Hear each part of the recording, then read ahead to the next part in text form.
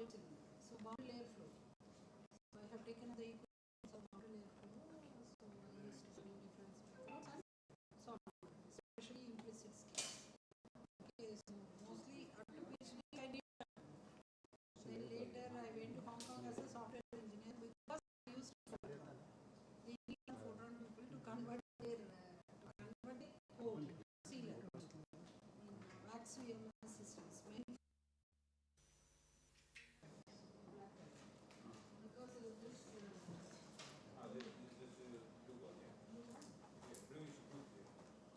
But we can't able to see. Lights are on. This is blue, very similar. There it is. There it is black. And here it is black. Okay. Because, and this also we don't want that. We have to think here. In the పెట్టేనా ఇది?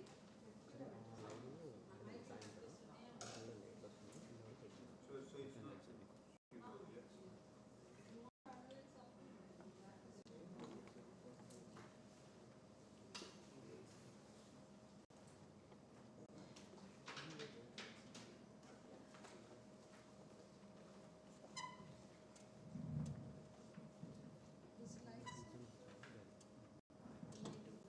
Light बंद है.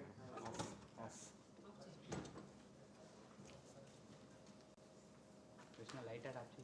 चलो. Light है. Wait man. हाँ आ जाएंगे.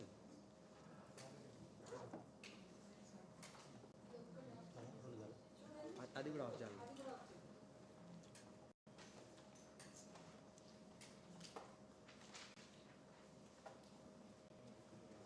Okay, cool. Let's start.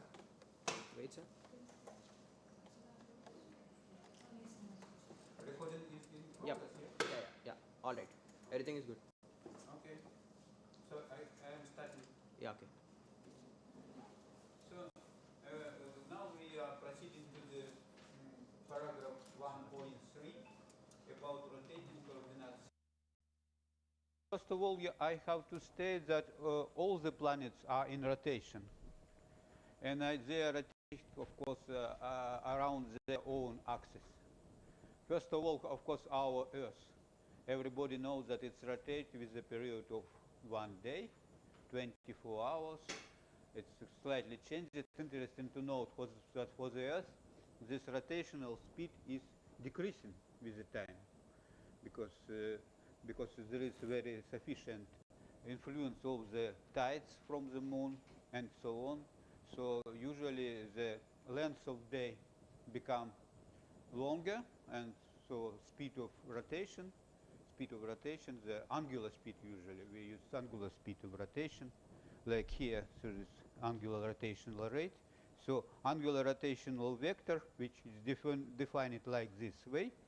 So it's for the Earth, it becomes smaller and smaller, and for consequently period of rotation becomes longer.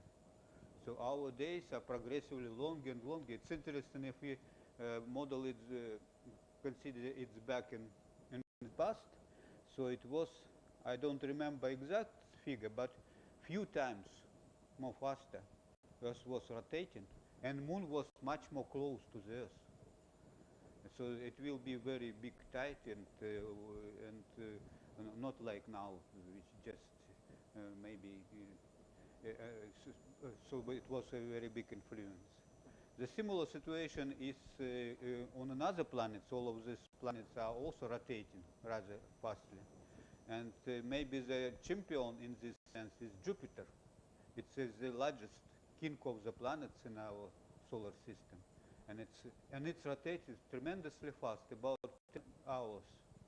Such a massive object rotates with such a fast speed. But if we consider, for example, Venus is much more close to the Sun. Not much, but on some sense. And it's rotated. There is a gravitational tide which linked it to the Sun, so it's rotated about 100 days, 200 with something. days. So its period of rotation is in 2 orders of magnitude larger. So consequently, the angular rotational rate is 2 orders of magnitude, 100 times more faster than in the Earth, more exactly even 200 times. And the similar situation is with the Mercury, because it's very close to the Sun, and so the Sun influences it to look on the Sun only from one side, like in Venus did as well.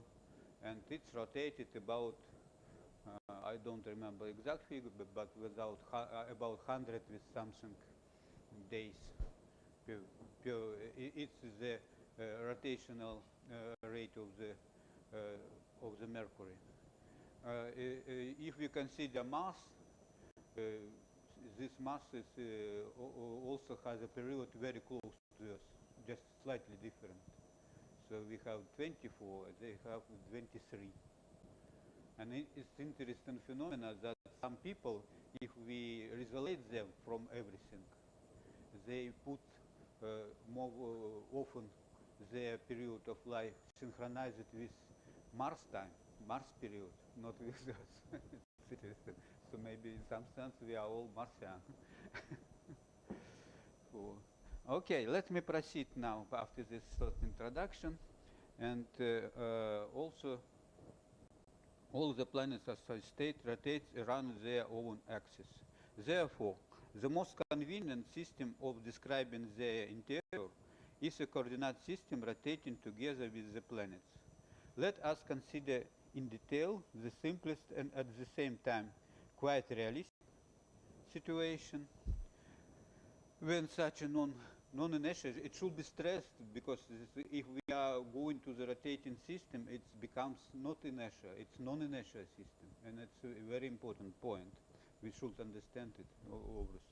Its non-inertial coordinate system rotates with an angular velocity of rotation omega. We made it with angular rotational omega.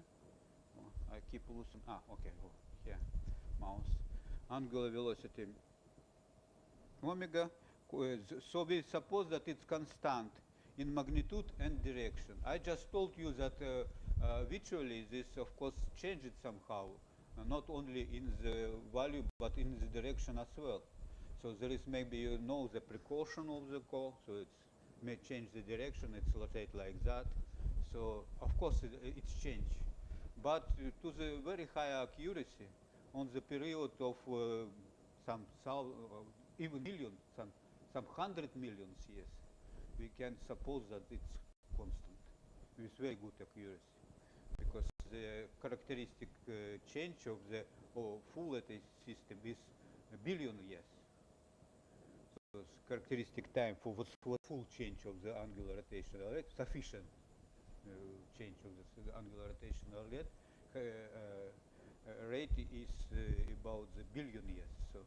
So of course, on the period which we investigate, sometimes, of course, when we consider it, especially Earth, we're going up to some million years, and even 100 million years.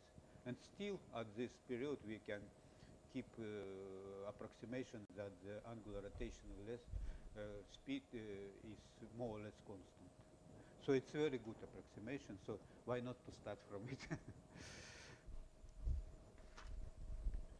So the polar axis of the corresponding spherical coordinate system, r theta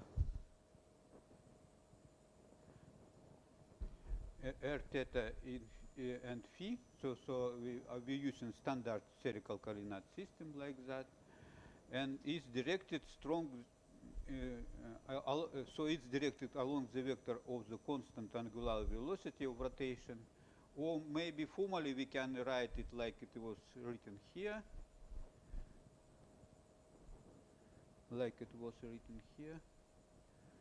So we can. It's interesting to note. Sorry.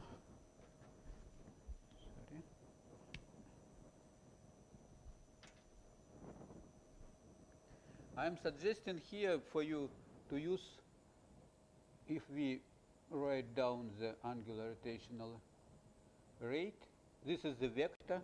It has the value and direction. And I'm suggesting that we separate magnitude, and in fact this magnitude can be multiplied by the unit vector. And it's quite convenient, on my point of view, to use just gradient from the corresponding value of the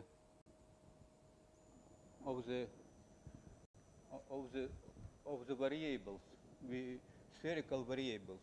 If we consider that it's directed along the axis of rotation, then it will be in Cartesian coordinate, z coordinate. And if we see this in spherical coordinate, it will be r cosine theta in the spherical coordinate, this z component.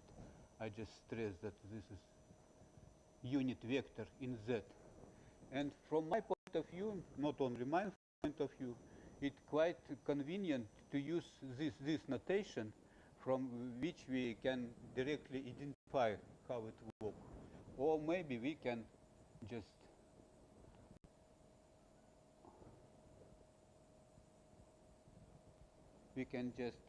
replace it like that.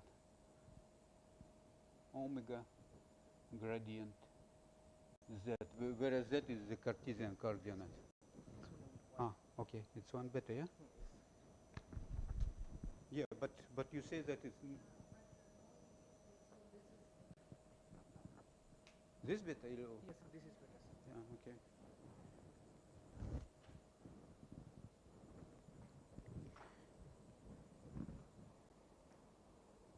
So the polar axis of corresponding spherical coordinate system, r theta phi, is directed along the vector of this constant angular velocity of rotation.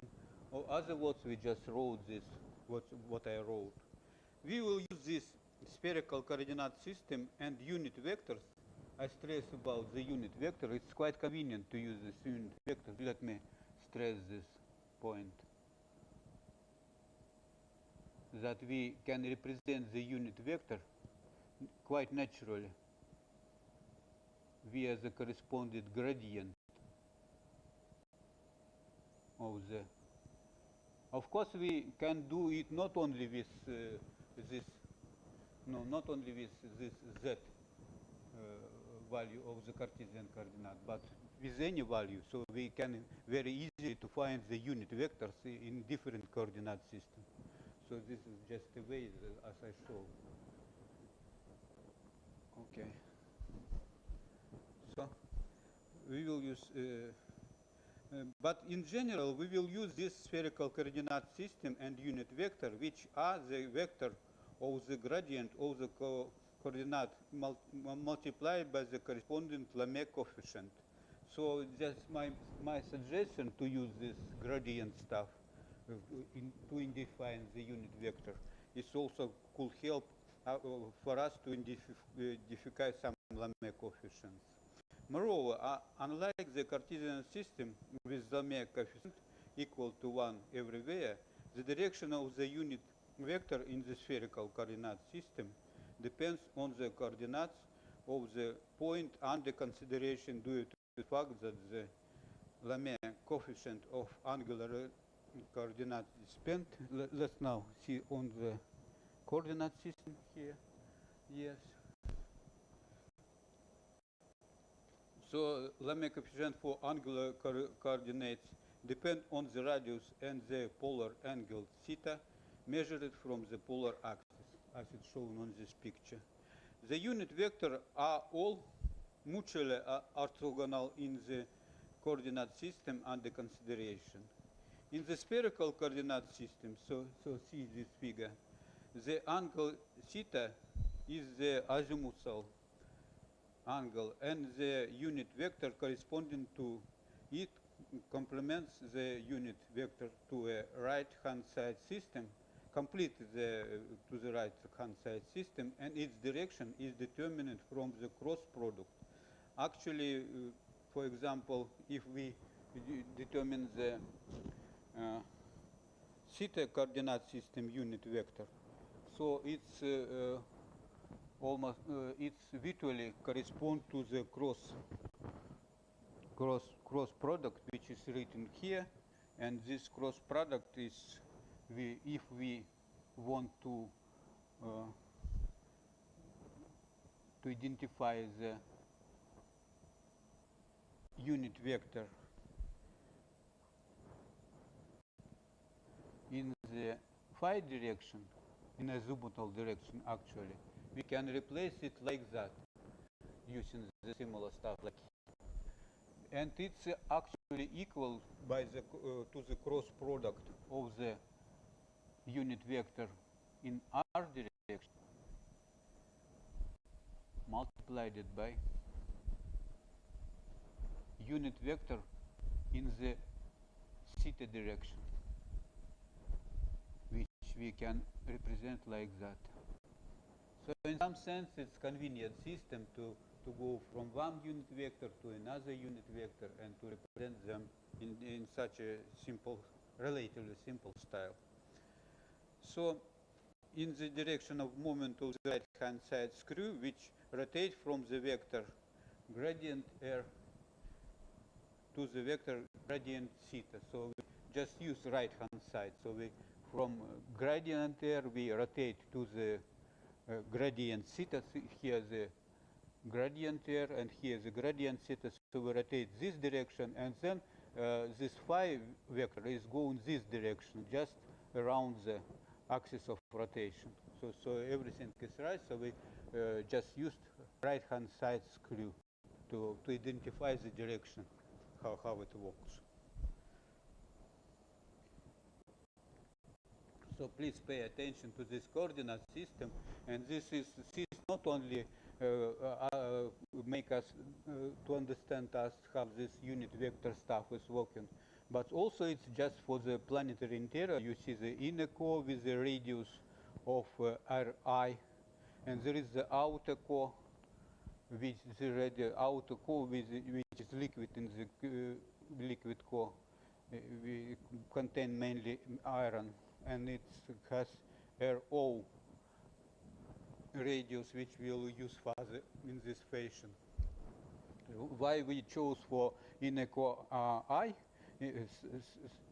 index I, it's because the inner core just started from the inner core.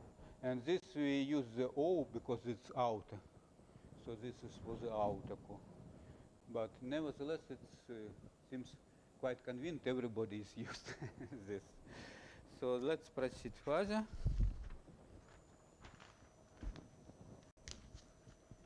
And in the internal coordinate system considered here, is considered above, the absolute velocity u with vector is expressed through the translation rotation of the coordinate system in figure 4, which I previously showed you. This figure 4 and this picture, and the relative velocity. No, here after simply velocity. So this simply velocity we will consider here after. And it's translated by the very simple formula. So we take in the total in inertial coordinate system, total in inertial coordinate system velocity u. It's actually have a two component. First component is related to the angular rotation with the constant speed, and everywhere it could be described by the simple relation. We are making cross product of the vector of angular velocity with the vector of spherical radius, and then we add our relative velocity. Relative velocity which is in this coordinate system, and this relative velocity usually, quite usual fashion, we just use capital V with vector sign. So it's the vertical velocity. So now we are, our goal is to understand how this system transfer to the different equation, to another different equation in the rotating system. So we substitute 14, this is the 14 formula, oh, sorry, 16. 13, it's formula 13. Somebody regard it as unhappy number.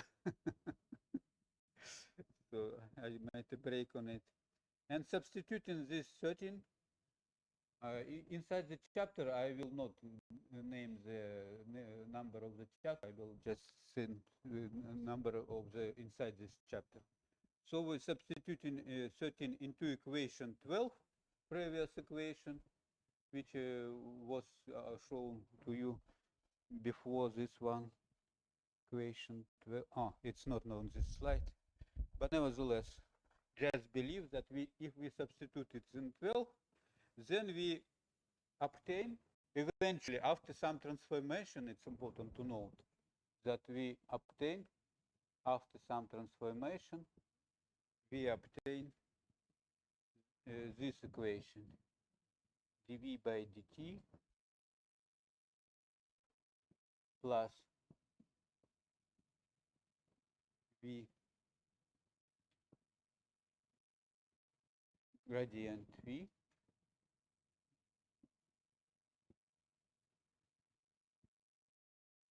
plus, and a very important term from the Navier-Stokes equation, which we derived in the previous chapter. So we see that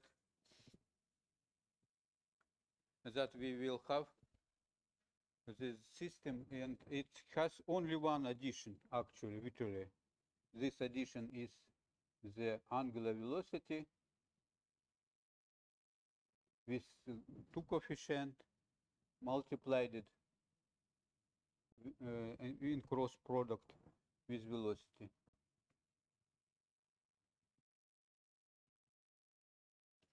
And also there is a gradient P, but it should be noted that it's not capital P, which was used in the Navier-Stokes system. It's slightly another P.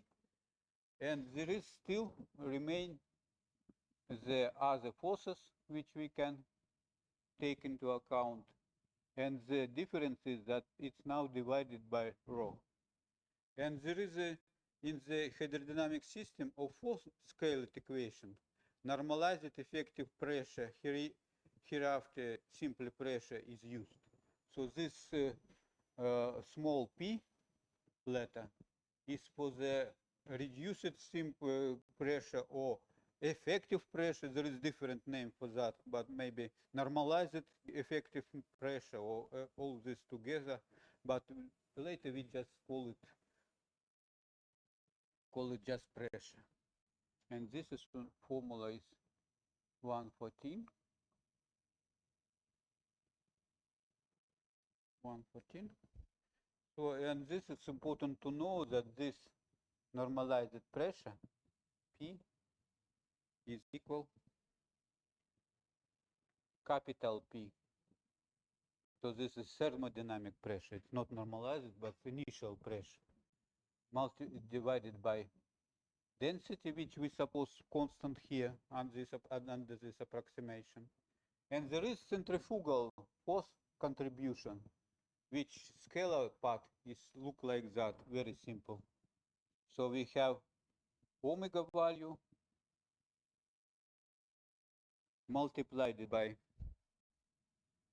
by actually z coordinate, but in spherical sense it will be r sine theta, and all this is squared and simply divided by 2. So 115.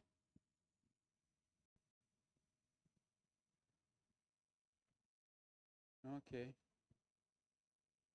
So actually the system 14, this system 14 is completely closed with the no slip boundary condition 11, which we will discuss in more detail in the next chapter. So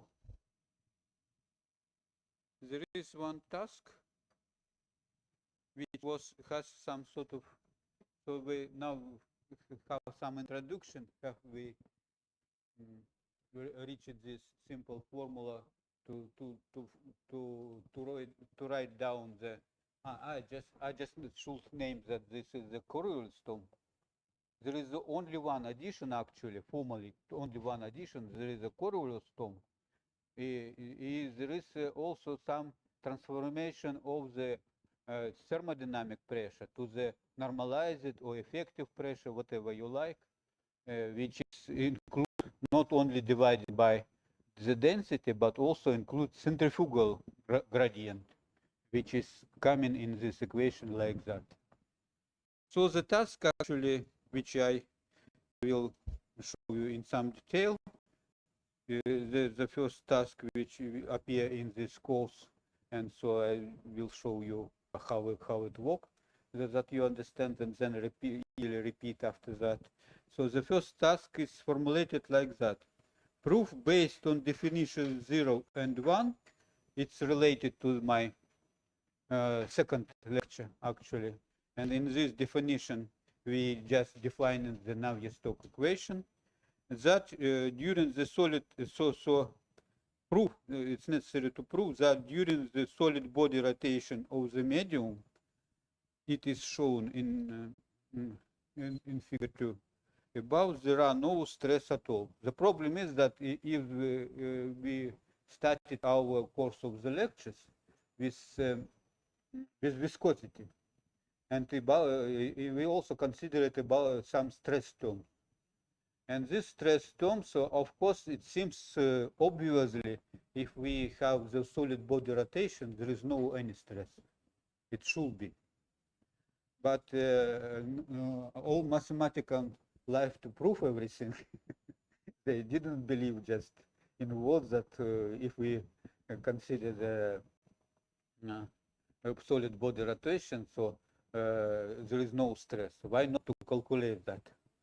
It's not so easy matter, but maybe some exercises. So let's start to try to prove.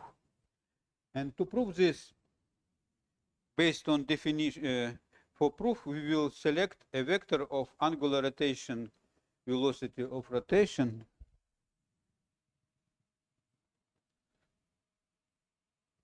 fixed for the entire medium with constant Cartesian coordinate. So, and formally describes the velocity v of a point in the medium with a radial vector r. So formally, okay, maybe I'll remove stuff.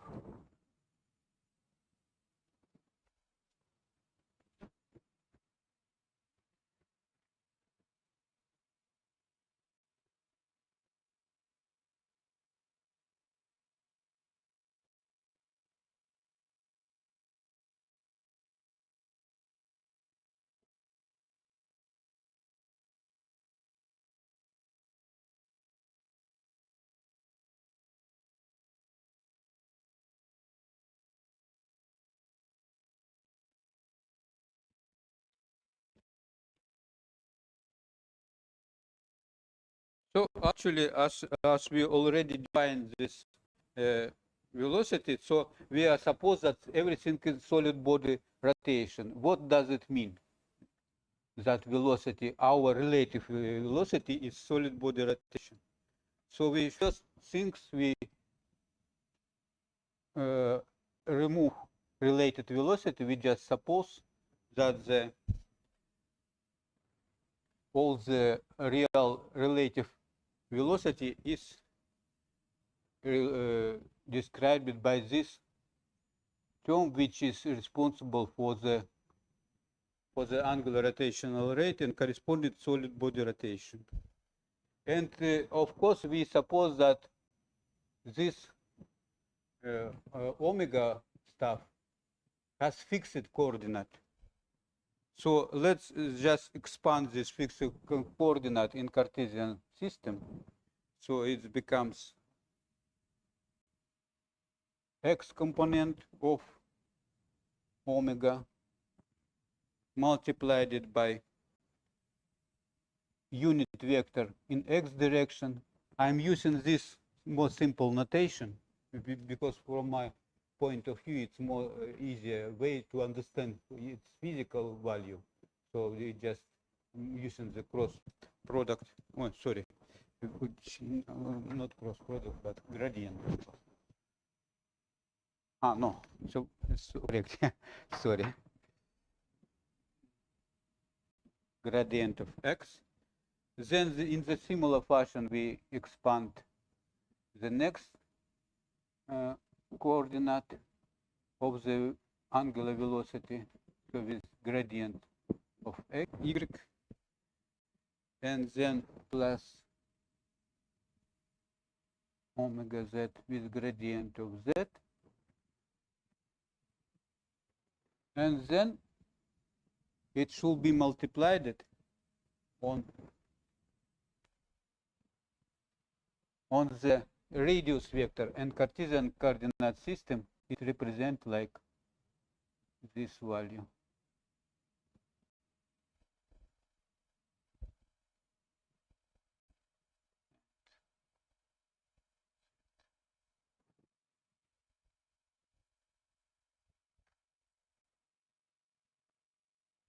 So of course there is a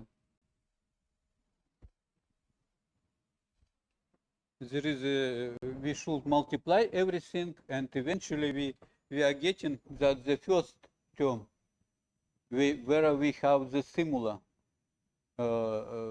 product of the, for example, with gradient x and here with gradient x. Of course, by definition, if we take the cross section of these values, it should be 0. So we just start from the everything which is written here, and the first term which is responsible for this multiplied it to this is of course 0.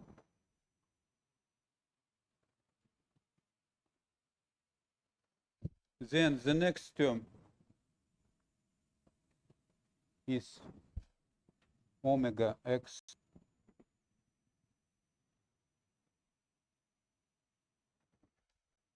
y in accordance with this rule. So it's this cross product of the corresponding term will give us gradient z. Then again, using this right hand side screw, we get in the next term, which is again go with near the omega x value.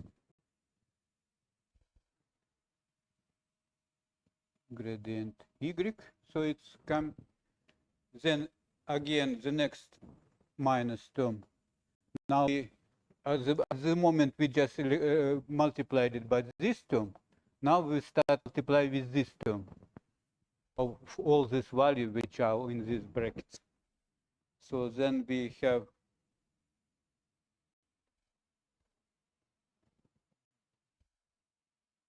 y, omega y term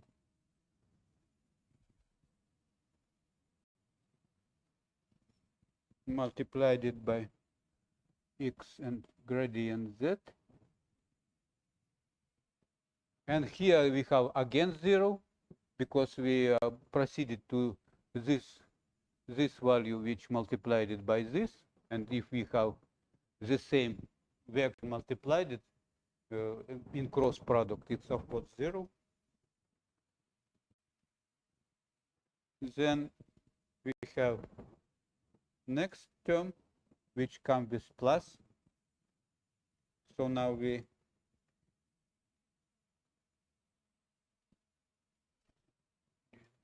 zero.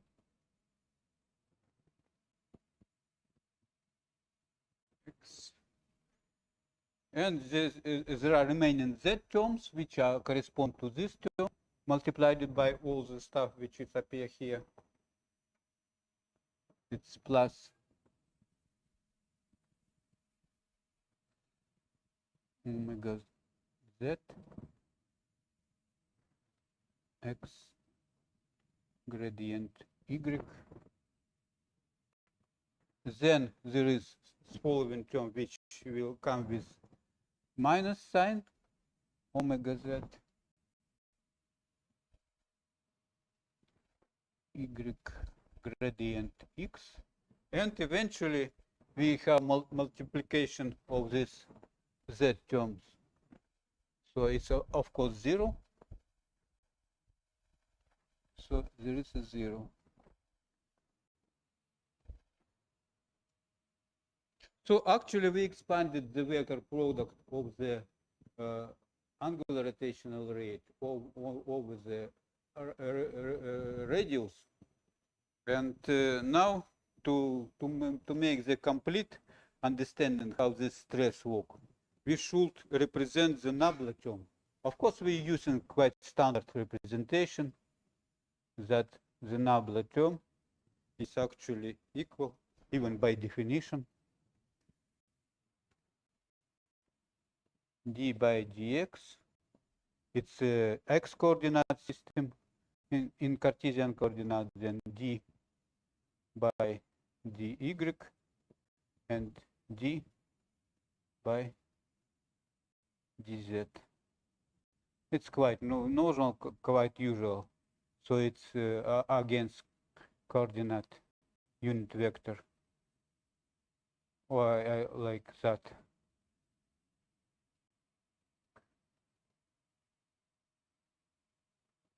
So, of course, people sometimes use another notation. Sometimes they use like that. Sometimes they use like that. There are a lot of notation for the unit vectors. And there is even such a funny notation like R1, Z. Somebody used that. So there are very many notation for the unit vector. But from my point of view, this one is the most suitable because it's directly outlined what is the physics and how this thing is working. Because you just take the gradient of corresponding value, and it's work in any coordinate system. You can take gradient from the corresponding spherical coordinate, you get the unit vector, and so on. Okay. So we will now finally verify that all possible local shear stress for solid body rotation are equal to 0 by differentiation the expression for the velocity obtained above accordingly. So there is some space, we just write down here. So if we take the component of the stress, which of course contains some plane, so if we take the x, y plane for the stress, so here, yeah, there is x, and y, so there is a plane. Of course, we are taking some local position of this plane, but nevertheless, this plane is against x and y. And there is a general rule, which I previously showed to you, that to define this stress component, we use the sort of the cross. Of course, the first we have the dynamical coefficient of the viscosity, and then we just, so if this is xy, then we start with x component of the velocity, which is, we have the partial derivatives on the y. So x, if we use x here we have y. So it's the y. And the next component of the stress is correspondingly just cross. Y comes here, x comes here. So quite simple. So we have dv y on dx. So such a cross.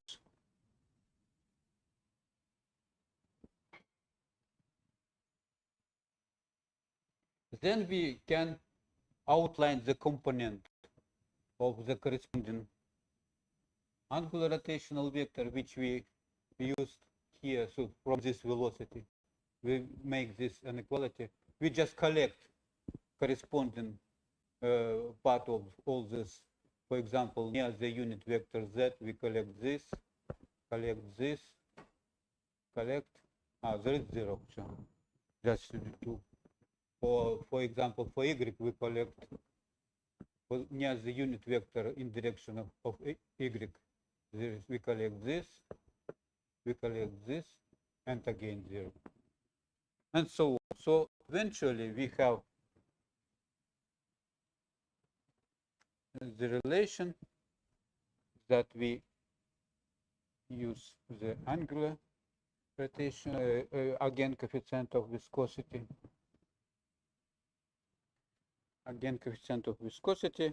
and then we, as I already told, we make such groups, and these groups in terms of the derivatives then can be represented as following. So we should take the derivatives in respect to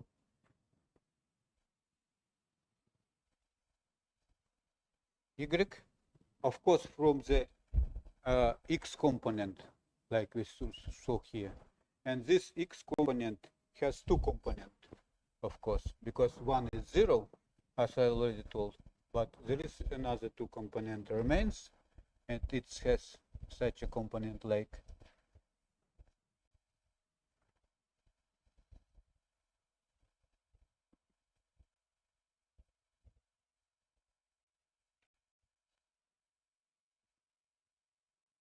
minus omega z y. You see that it's precisely we consider now exponent. So first time it's appear here. So we take this z, this z comes from here. And the next time it's appear here, you see that we take from y from here. And of course this story repeat everything we do in the similar fashion.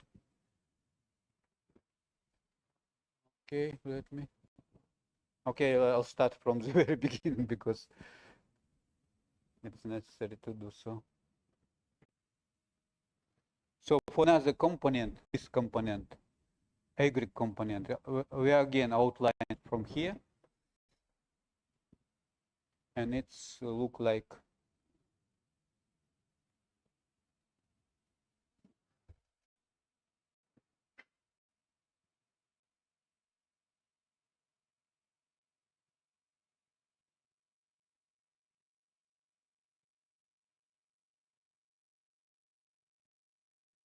it's interesting that we always have type of the cross. There is z component here and z coordinate here. There is a x coordinate here. There is a component x here. So there is such a rule which makes this sort of the cross.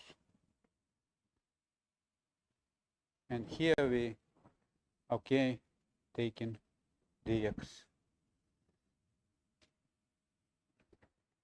And this we close the bracket.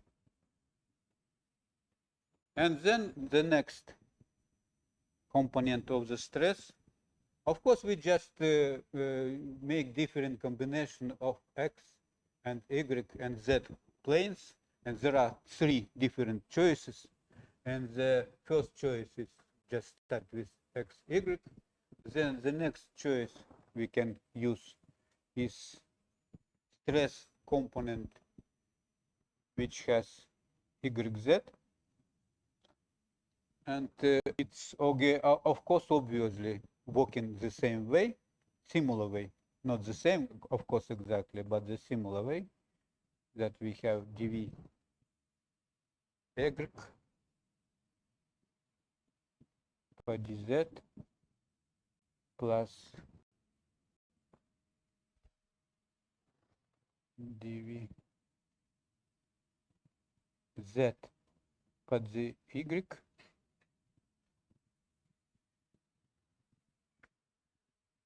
which is equal, again we just expand here, oh sorry,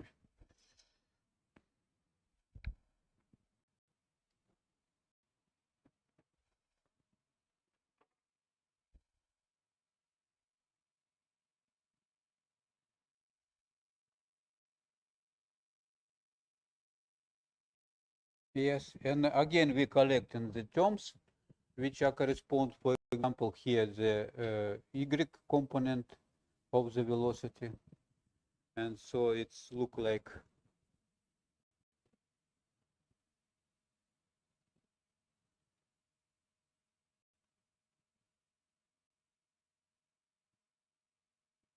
with знак minus, with sign minus.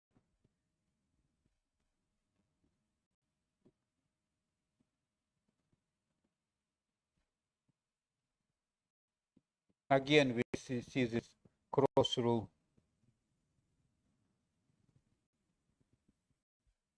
divided by the z, and then we have a plus, and the last term in this stress, d omega x y d y minus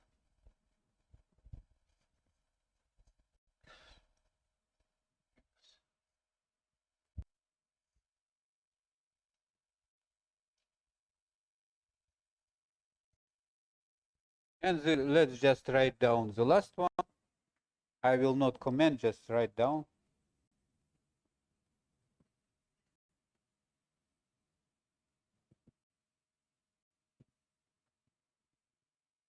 So we have zx component. Actually, it's all by definition again, of course.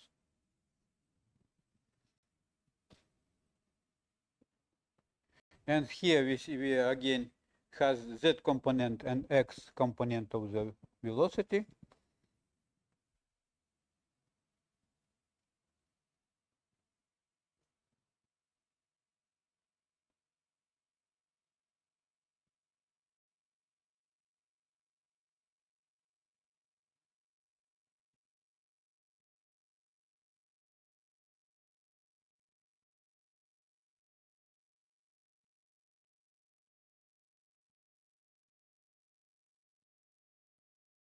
Oh, here extra. Okay. Okay, we're finishing.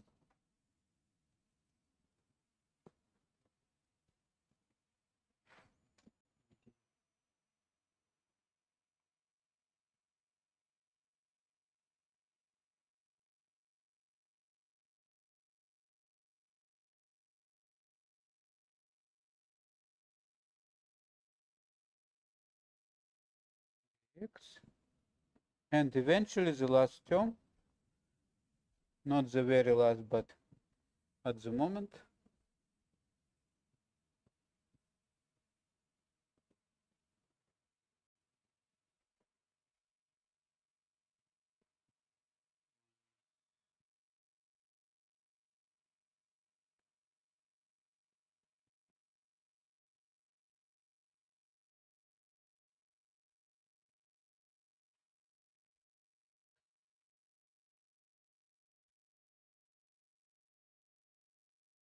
Oh, sorry, yeah, I seems I miss.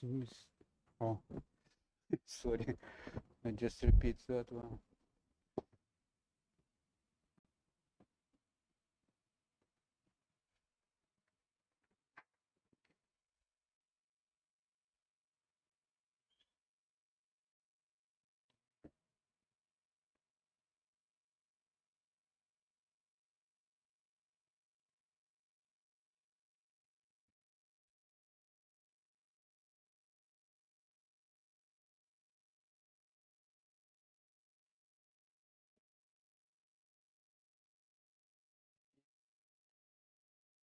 Okay, seems I didn't write it down correctly.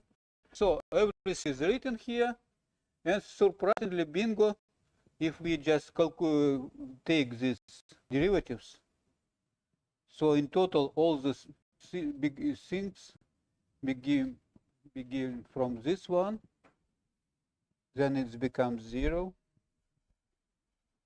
You can just derive it yourself, and then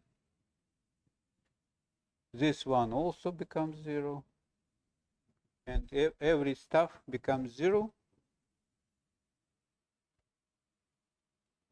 This 0, this 0, and this 0, of course.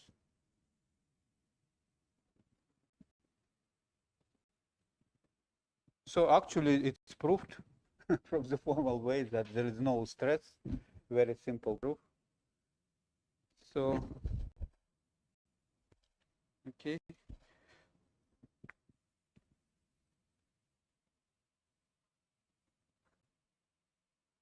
Okay. Okay. Do we have the time or do to? Hmm?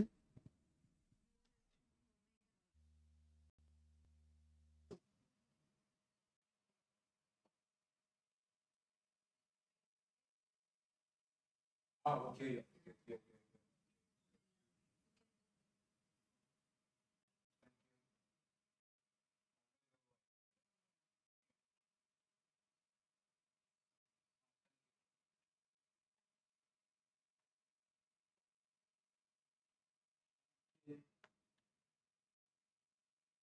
Okay. Don't know. It could be finished just for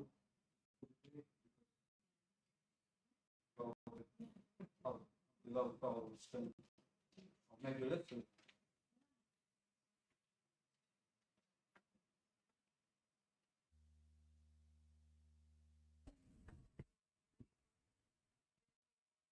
Yeah. It's possible to put spherical coordinate the same. But of course the Cartesian is more simple. In spherical there is some more. But the procedure is same. And especially using this advanced, which I'm suggesting, in the unit vector which we represent via Lamé coefficient. Let's take the gradient, the corresponding vector, and it's more easier. This Lamé coefficient can come naturally.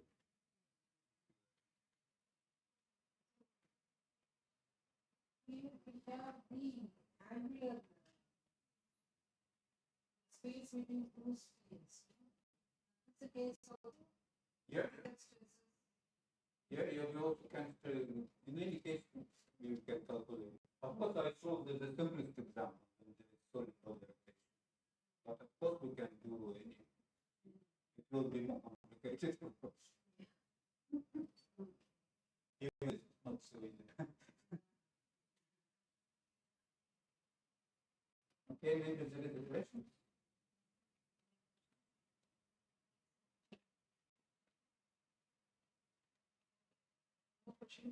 There is one more task on this subject, but I'm afraid that we don't have enough time for it. Maybe we should keep on this lecture. Okay, next section. Okay.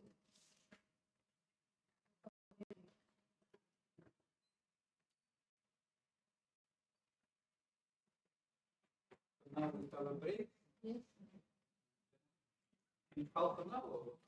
Martin.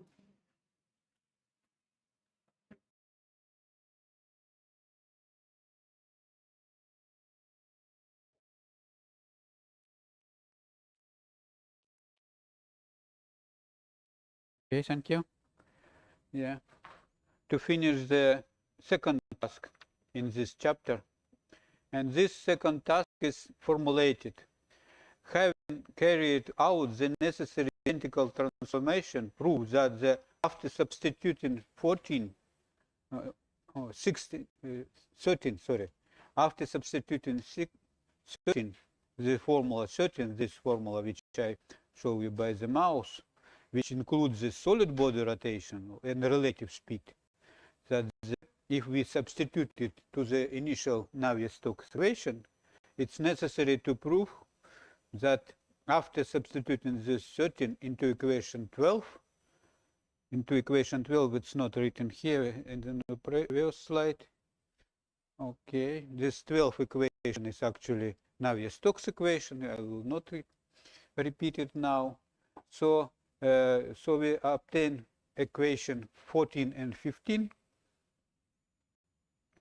14 and 15, this equation, after substituting this in the original Navier-Stokes equation without rotation in inertial system.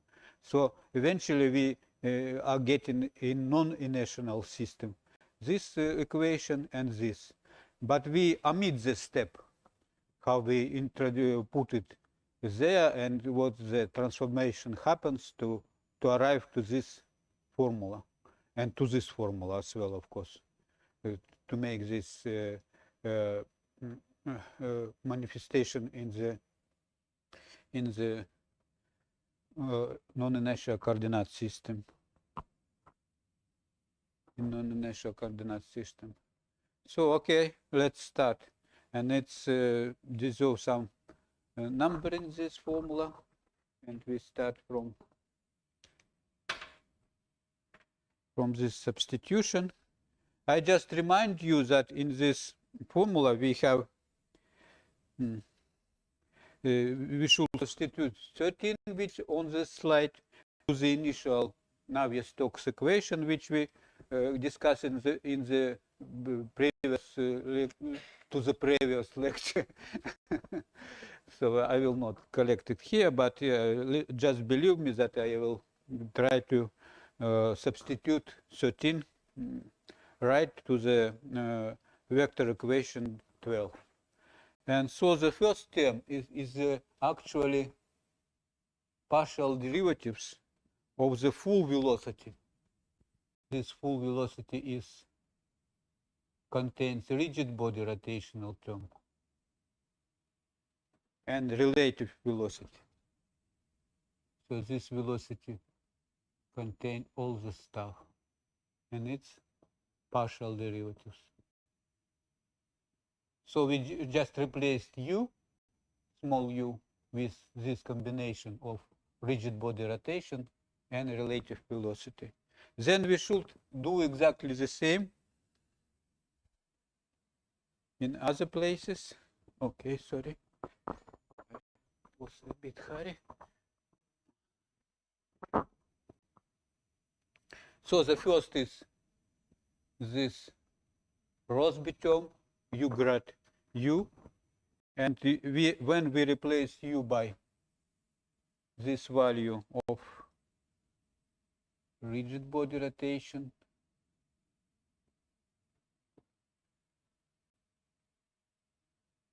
and we put it in brackets just to distinguish, then it's multiplied by nabla operator scalarly. Then we have again this number operator. We just have velocity again multiplied by nabla.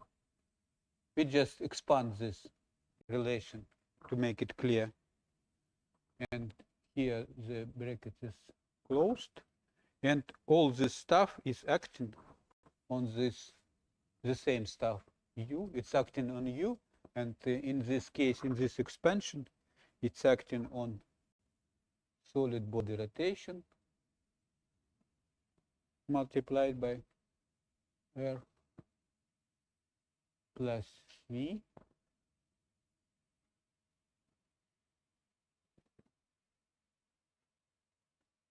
And eventually everything is equal. We just a little bit transform this form just to keep the velocity term in one place and all other velocity and classical sort of velocity term with in one place, and which is related to viscosity and other stuff, we change it to the another place. So we are using kinematic viscosity here just to make things simpler. Then we have a Laplacian, and this Laplacian is acting now on this combined angular velocity and radius vector and relative velocity, of course. And finally, we have this generally accepted other force. Also, there is gradient of thermodynamical pressure, and here we finish up with density. And this is formula 116. You can find it in the text. Running is the running is not here. Huh? Okay. So I just asking, maybe you know, all this text with all this detailed text are accessible. Yeah, we have a text on our Spark project page where is written all this stuff. Is it accessible? I don't know what is the policy. Maybe it's accessible to the student, maybe not. I'm just wondering. But at least there is some place where all this stuff is stored. But maybe students will have access after exam. I don't know. Okay, I just asked. Later we will ask Rani, Professor Rani. Yeah.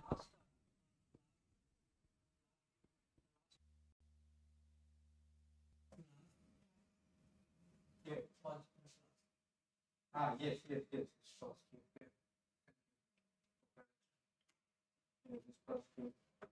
Because here we have plus.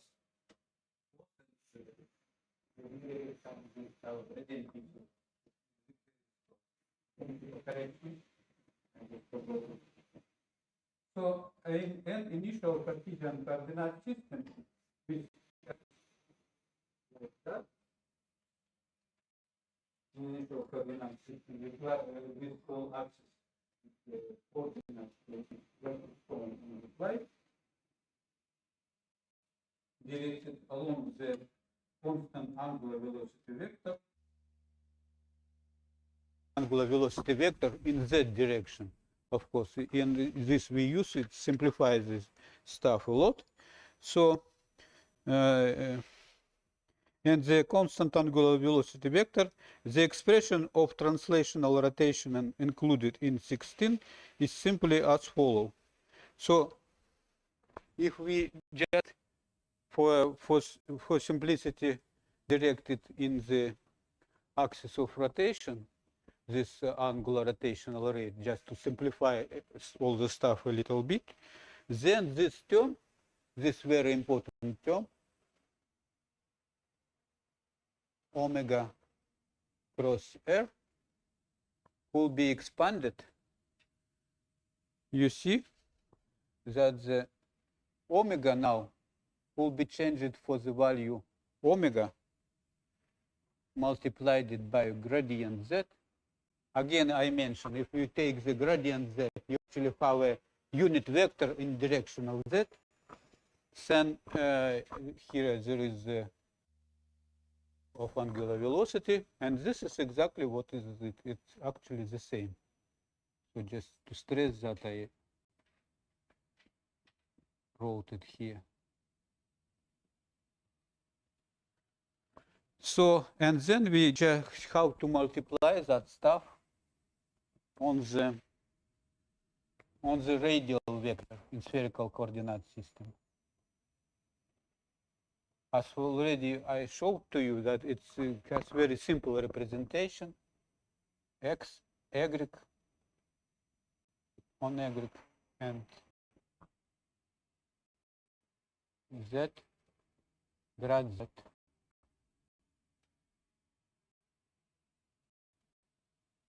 Okay, this is just again to stress that all this stuff is exactly equal to the radius vector.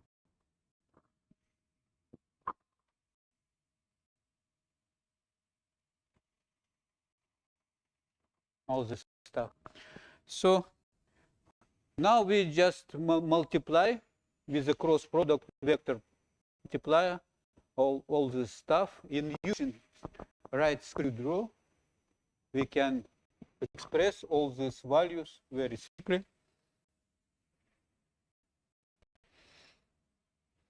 Of course, one of them is absent, because if we multiply this with this, we will have a 0, and only two terms remains.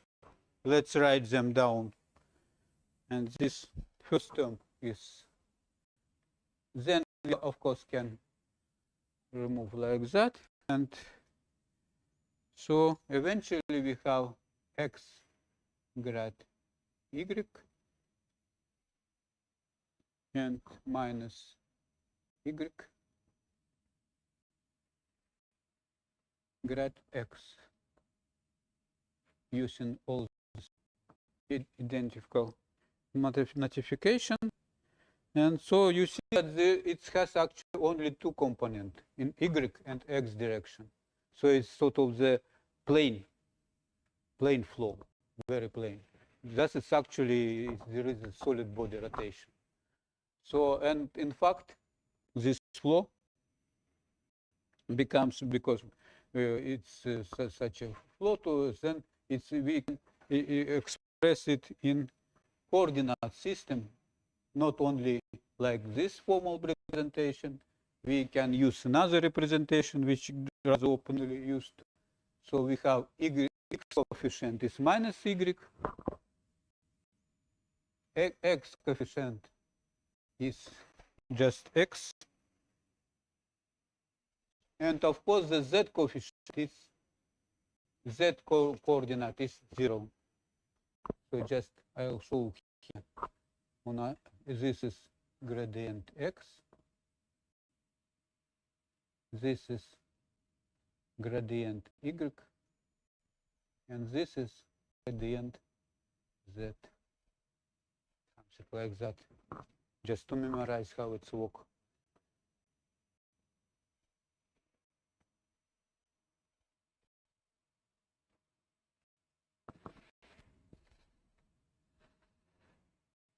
So after this expansion we have made, this expansion, we can use this more simplified stuff and install it in the equation 14, which is expanded like that. And eventually we have very long expression. Maybe I'll write it down without glasses because it's difficult to see this one. So if we substitute this to this and open all the brackets, at least not all, but then group somehow, then we have such a fancy stuff. Hopefully I fit it here. So of course we start from the x part of the partial derivatives of x. Then we have combine all the stuff which in this bracket with multiple multiplier. So it's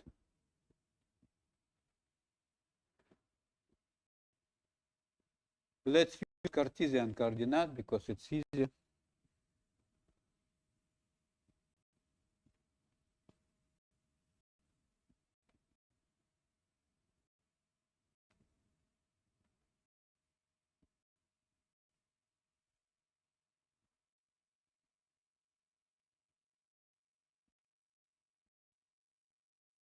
So first we write down the first two which are coming actually from here. There is only two terms which is responsible for the body rotation. Then we have Reynolds term, which is corresponding to the u grad u coefficient. U will be appear later, but now we have U grad, just U grad. And here the next is Y, D, Y. It's interesting when we consider this Reynolds term, we have some symmetry. X component working with X gradient, and Y complement with Y gradient, and of course, Z component is certainly working with Z component. There is some sort of rule. Okay, I'll keep square brackets just to remind that it's come from here. And it's everything of this, it is acting on this value, which is this term can be written like that.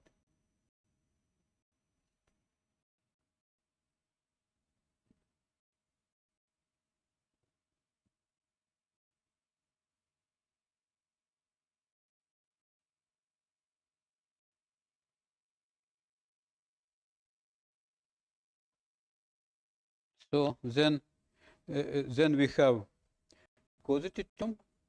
It's transformed very easily because actually while there is a solid body rotation, so it just cancels, and we remain with very simple stuff like that.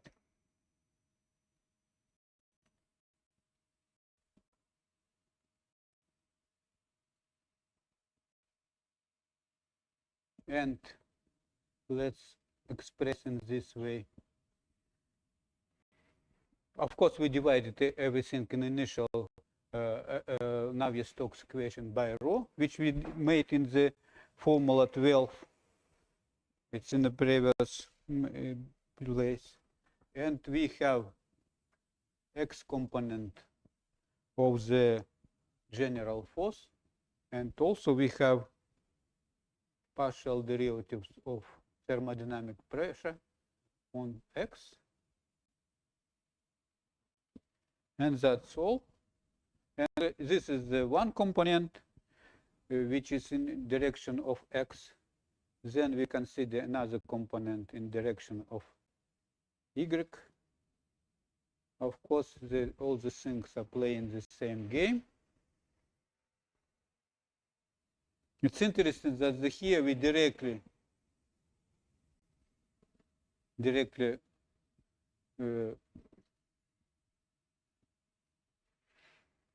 quite directly we replace this. So maybe I even will not write it down just to show that it's exactly the same.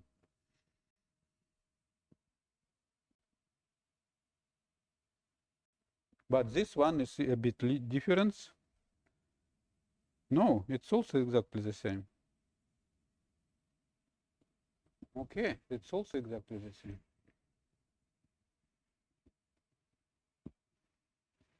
It's interesting that about exactly the same.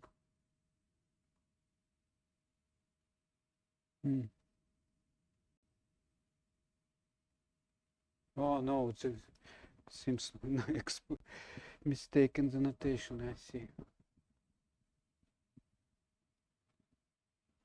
This is the same, but this one, oh, sorry, it was in notation some example, so I will have to correct.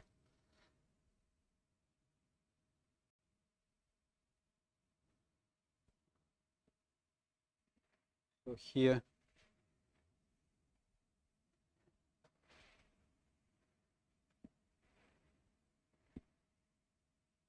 oh no, it's correct, yeah. I thought that it's not correct, but it's correct, yeah. Sorry. Because it's acting in another way. So here I just can repeat that.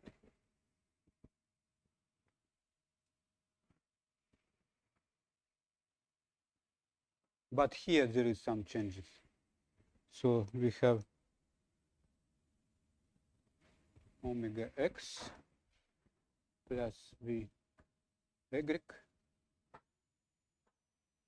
is equal nu over gradient which is acting on Y, and plus the same value like here, but here we have Y component.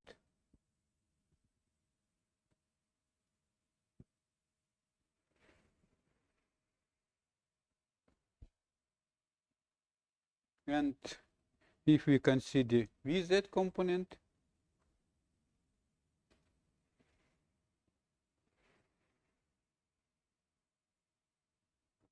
sorry,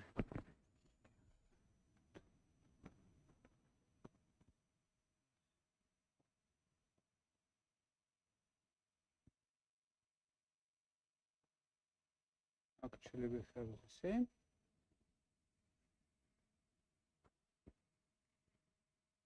And here there is some difference, and it's quite simple, just Vz, because there is no another component in the direction of the rotation. And eventually we have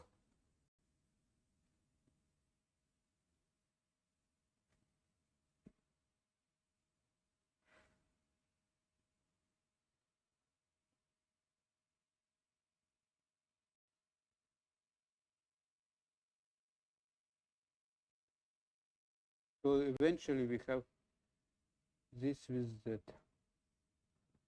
Okay. So we write down all this lengthy formula. And this equation after elementary transformation takes the form.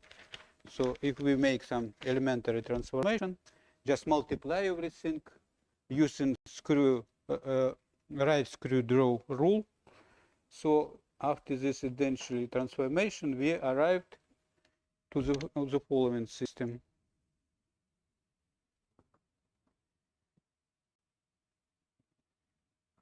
This is okay. I'm not sure.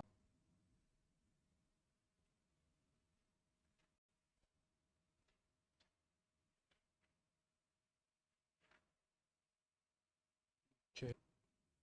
I don't know if it is here or not, but I'll try. Then we again have the same things, just to make the, I will write down them dvx by dt minus omega x minus omega y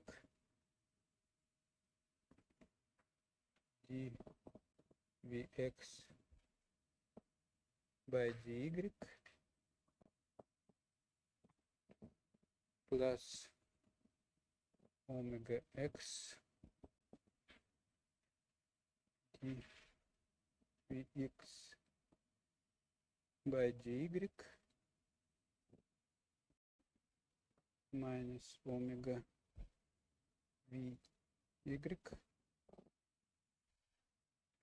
then plus we can write it on the vector field like that.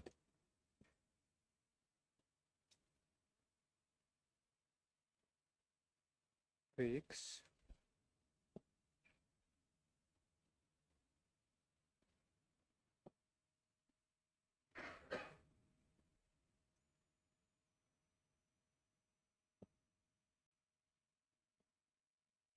and of course these terms remain the same,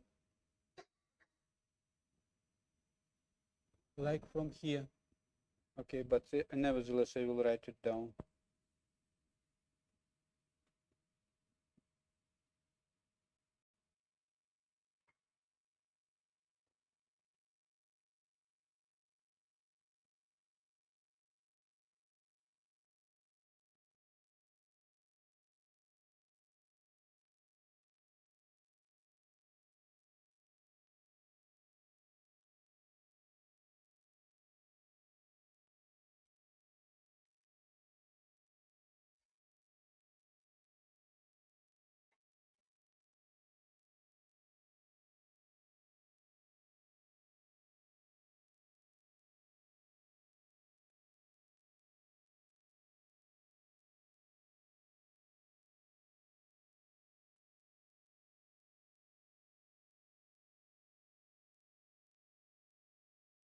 And again we get this Reynolds tab stress,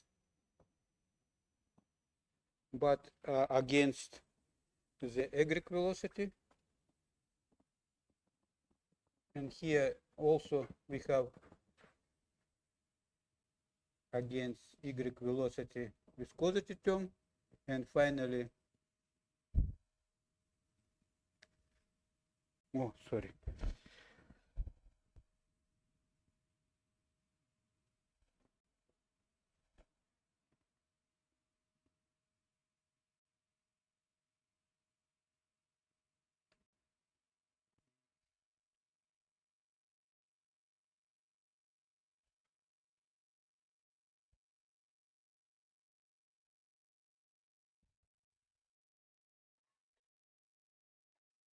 all the signs usually connected with some lengthy formula, which you should write down. And unfortunately, often you make some mistake, but you should be careful to avoid any mistake. Hopefully, I did so. But it was written before. And then plus omega x.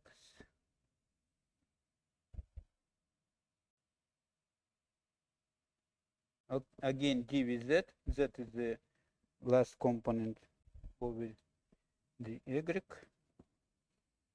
Then we again have this term. There is no rotational term here, but still this term of course remains. Okay, let's put it here, because maybe just stress that there is no rotational term. We put 0 here. But this of course remains.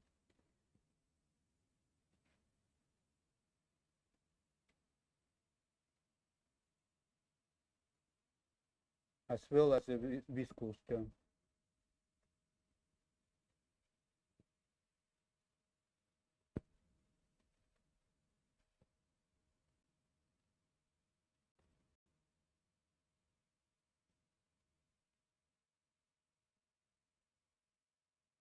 Okay, seems I managed. And here we have, of course, some terms which has a common multiplier, and so of course we collect all these terms against the different common multipliers, and eventually we arrived on the, okay, remove some stuff. Now we don't need that. We remove.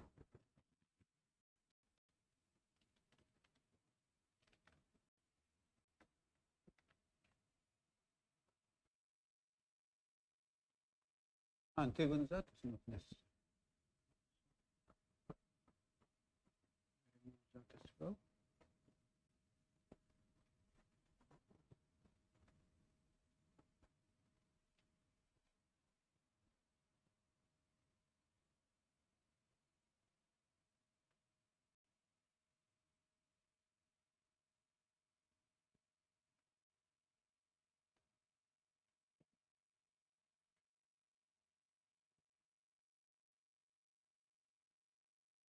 Okay, we keep only that.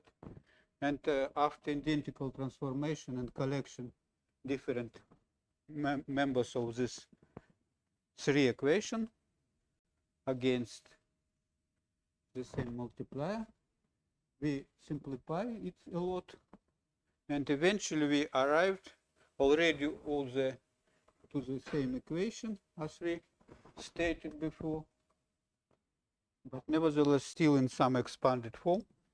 Let's write it down here. There is dv vector by dt. Of course, we collect this from this, and this, and we just take dv by dt.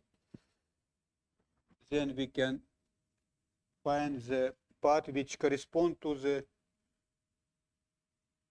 square of the angular velocity. And this corresponds to the next term, omega squared by 2 gradient we can write it like that. This is a gradient in the x-y plane, which correspond to the centrifugal force. Then we have Coriolis term, which appear like that. First of all,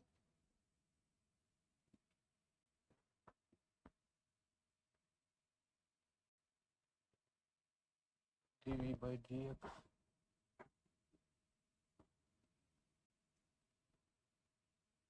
plus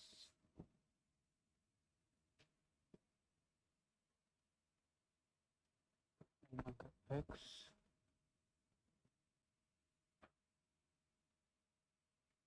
dv by dy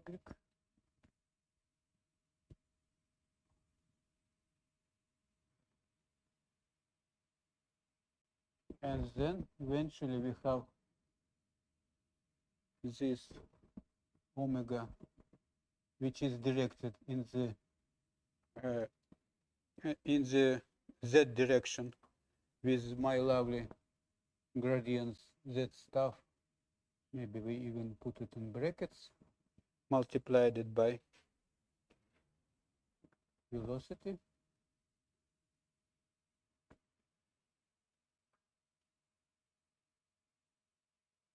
And then we have this Reynolds term plus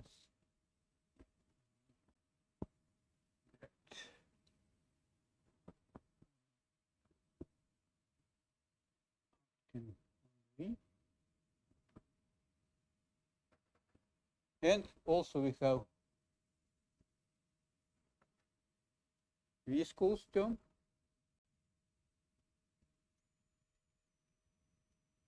in vector form.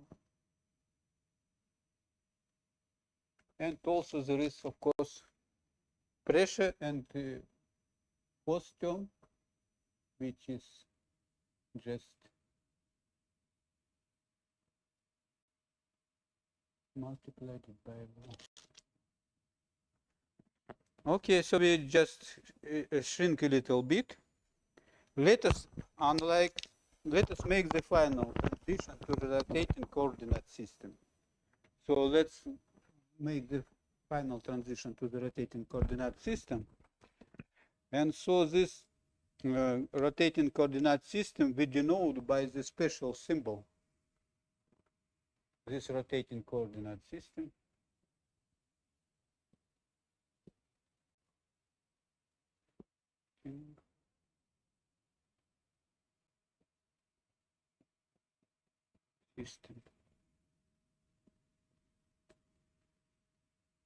So we just use this coordinate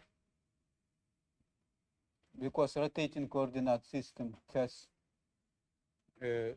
only working in the x and y direction. So rotating coordinate system is virtually has a difference x and y coordinate, but the same z coordinate. So we can write it down like that. And here the index omega means that the coordinate system rotates at a constant speed, omega equals constant. So here we use this stuff that the omega equals constant.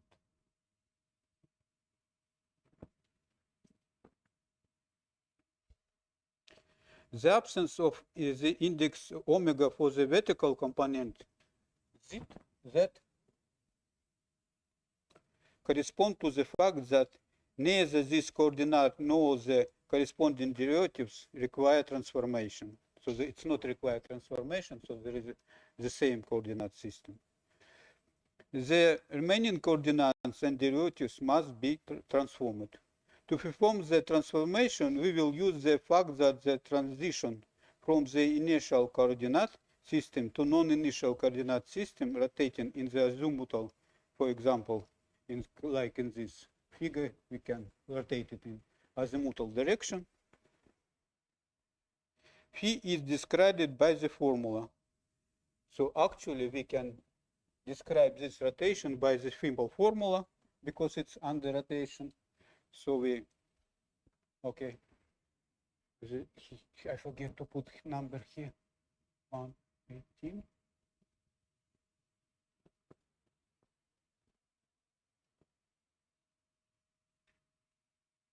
Spread by the simple harmonic formula.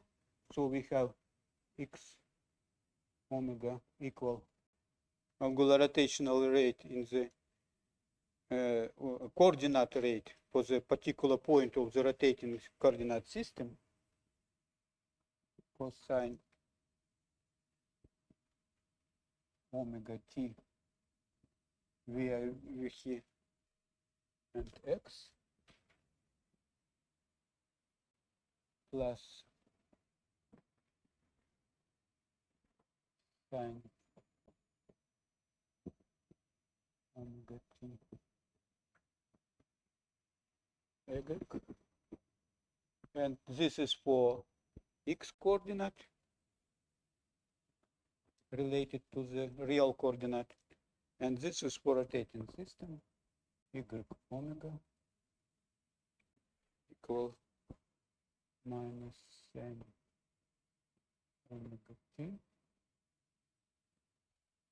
x plus cosine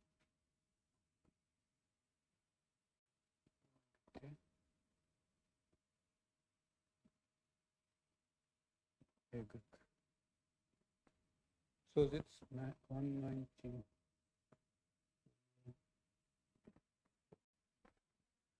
Okay, and formula 19 follow from the geometry of transformation and from the fact that at the initial moment t equals naught, both coordinate system completely coincides. And using 19 in the 18 in this equation, the velocity is function. We find that the velocity is function like next I will write down that the velocity itself is equal velocity in rotating coordinate system which depend on t, actually x in rotating coordinate system, y in rotating coordinate system, and the z, which is the same in rotating and non-rotating coordinate system. It's always the same. And so we can expand it in terms of the two variable, because actually we know that there is a two variable which substitute variation for this system. Omega x component. This is in rotating coordinate system. X component is actually related to the velocity itself. That is x component in the rotational system.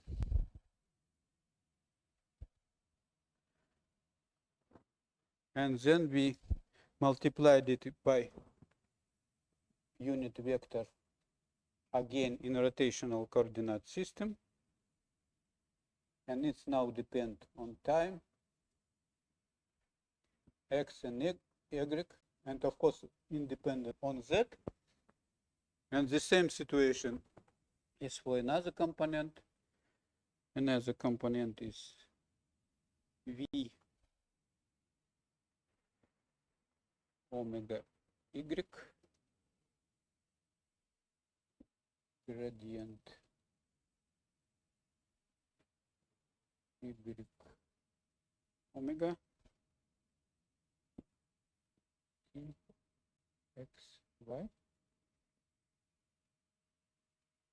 And the final thing is quite simple because it's related without any transformation, just directly to z component, which is the same rotating, non-rotating. So this is working like that. So it's formula 120.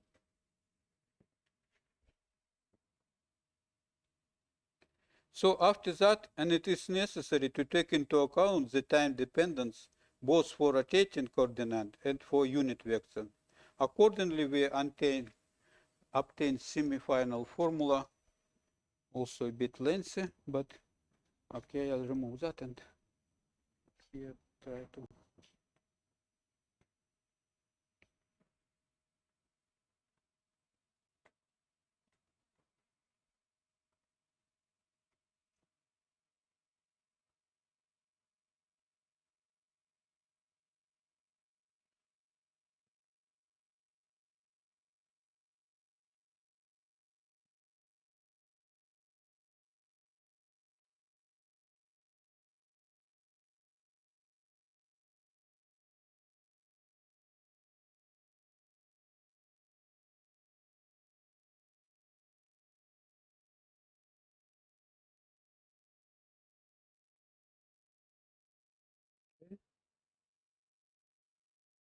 Okay, so we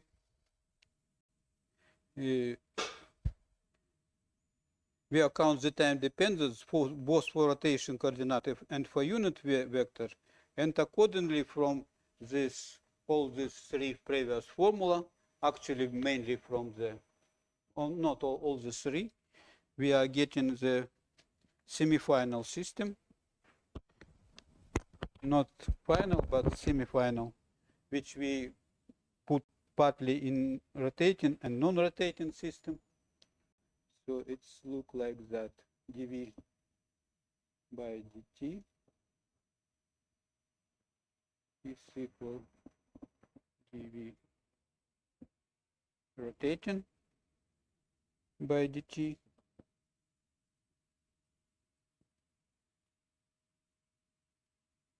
is equal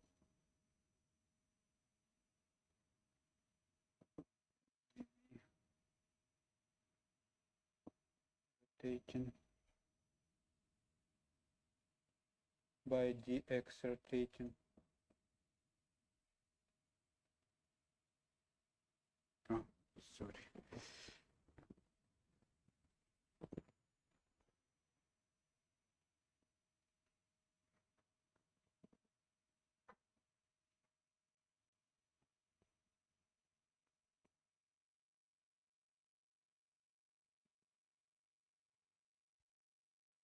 So here we expand this Reynolds stress term, okay, in similar matter.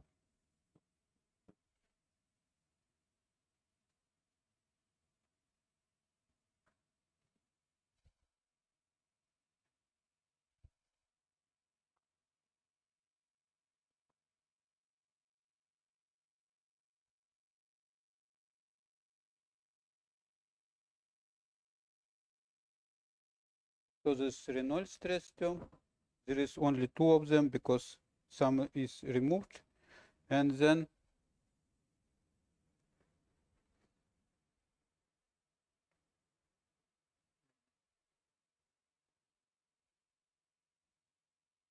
okay, plus x.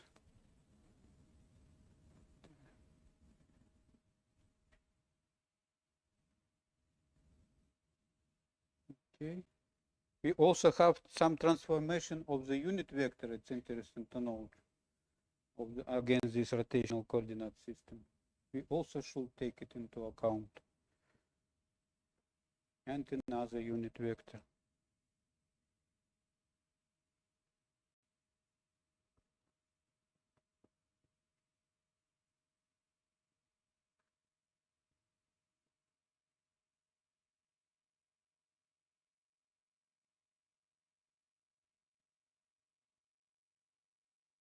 This all is actually equal.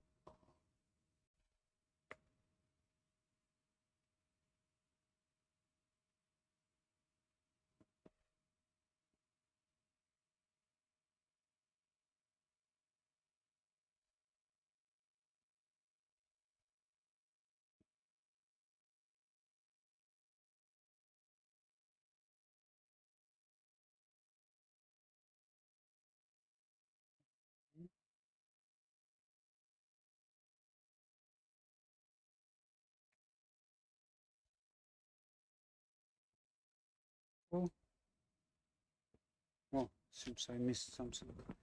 Sorry.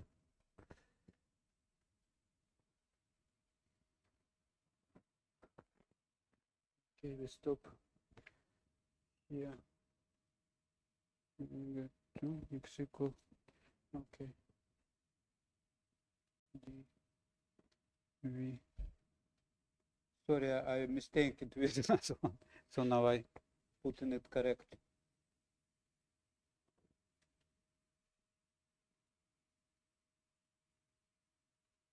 So we expand on the Coriolis term and other term. I keep all the intermediate steps.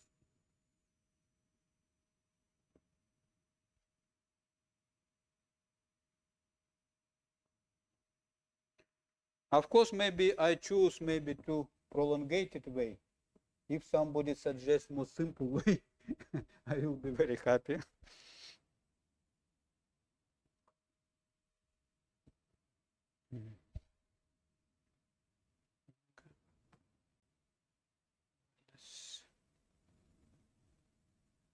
So this is the result of substitution of this stuff to this initial equation. And then we have this, okay, not so many remain. Sin okay. Greek cosine okay.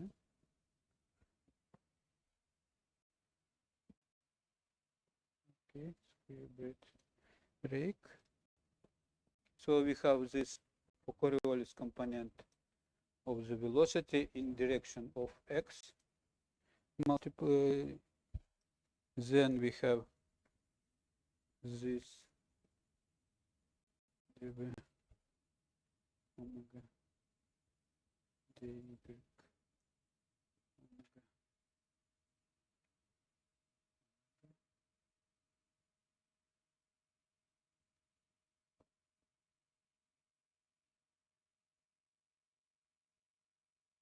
Okay.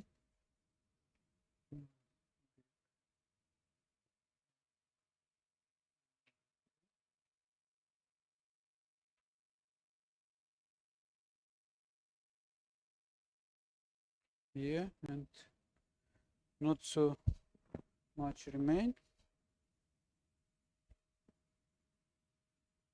Plus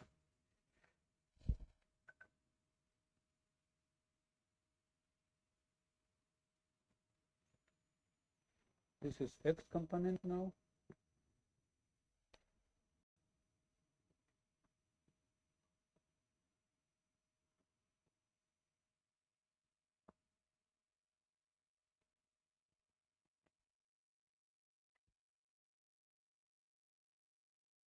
And it now unit vector in x direction and another unit vector in y direction.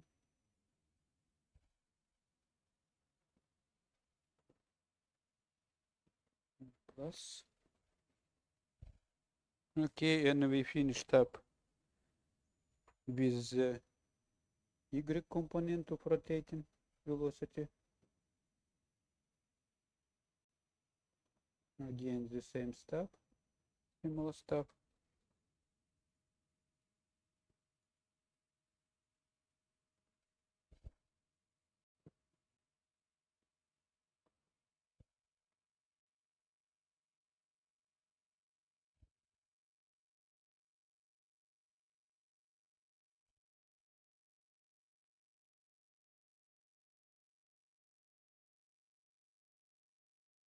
Again, of course, we have all this Coriolis term, which are expressed only in one plane, which is related to x and y coordinate.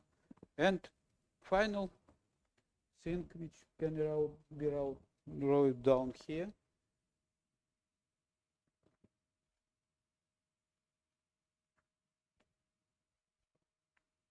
Over dt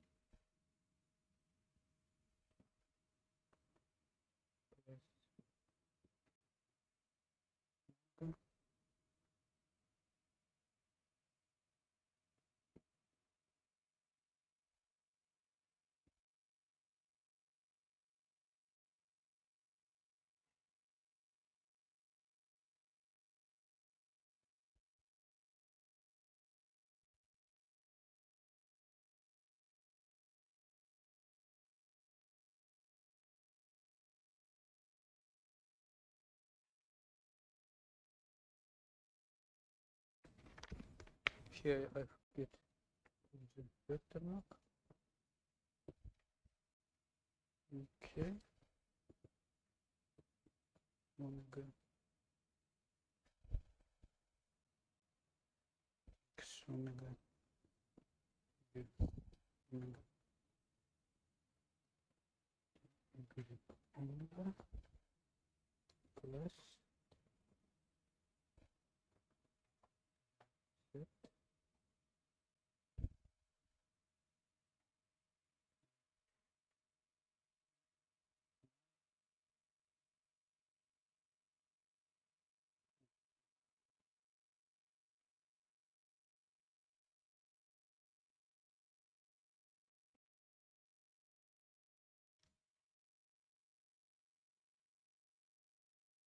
Okay, we can put point here.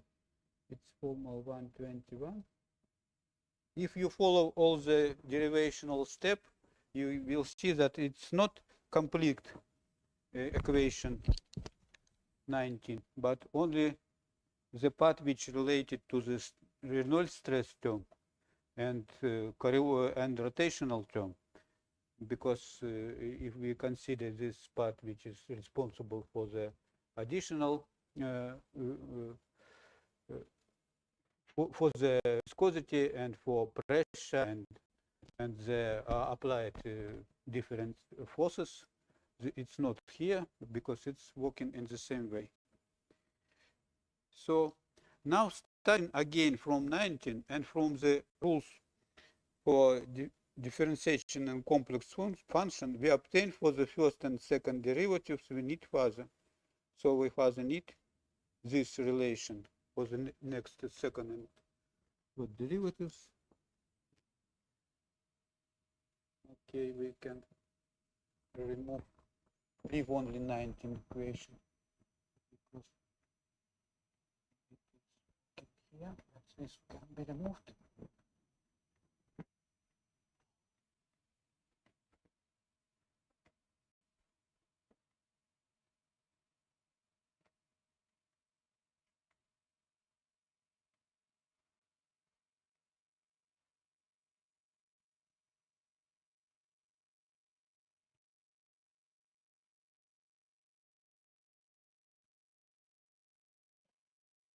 So we can transform these derivatives like that. So first we start from the x derivative, which becomes from this actually formula 19. This x derivatives becomes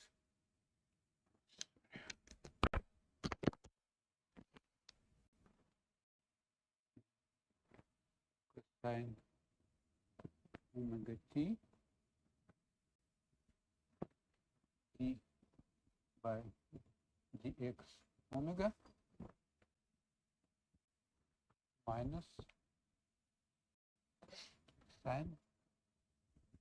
We obtain everything like that, directly differentiation. This expression, corresponding expression.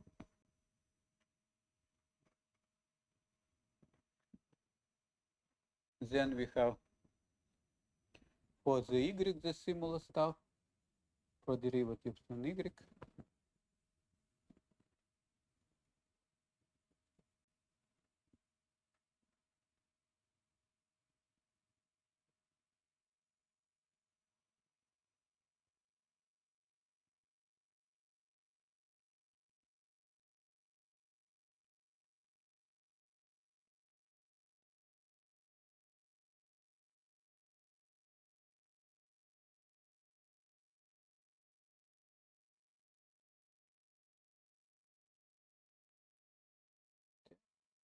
And the same derivatives, but here sine and here the cosine.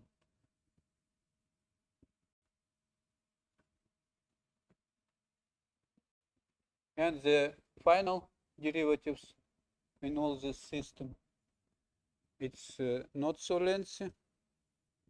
So finally we can also approximate the sum or Laplacian stuff, which is in the rotating coordinate system, take the form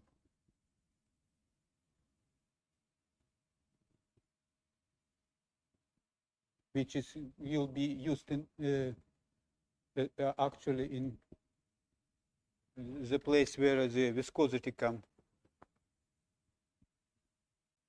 This stuff is coming from this relation.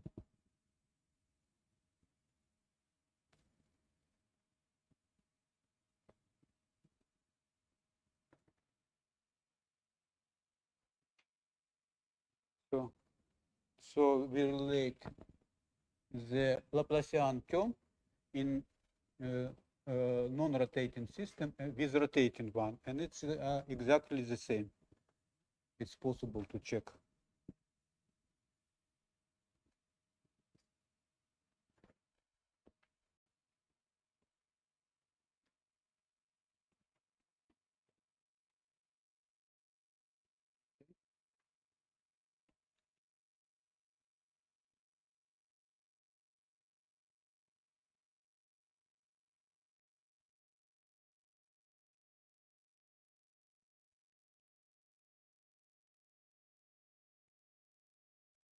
So all this is formula 122. All these three. I just outline it like.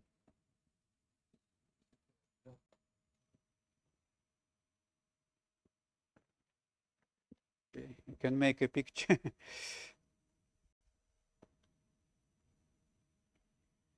So from this, after identical transformation, we conclude that the nonlinear initial term and all the relation on the right-hand side of 18, which I showed you previously, now it's removed, containing derivatives of x and y are exactly compensated by the similar term of 21. 21, which is here, this 21, which represents the corresponding term which is responsible for the v grad v or v grad v and partial derivatives of the velocity. So it's sort of the Euler part. And finally, substituting the relation 23.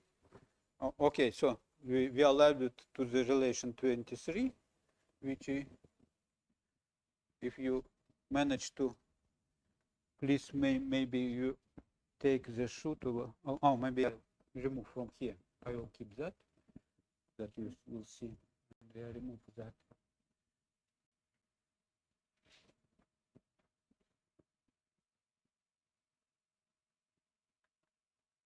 Because it's too intermediate one.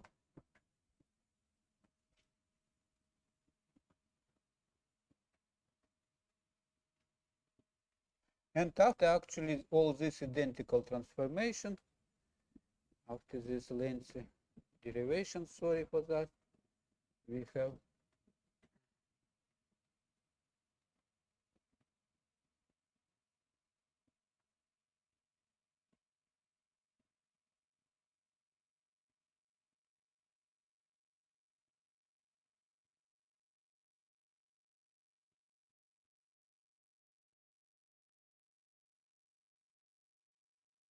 okay.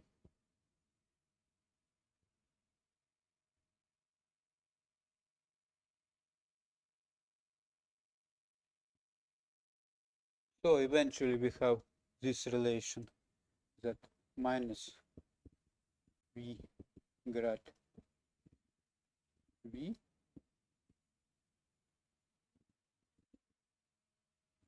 plus, now we replace the viscosity term to the place where velocity is.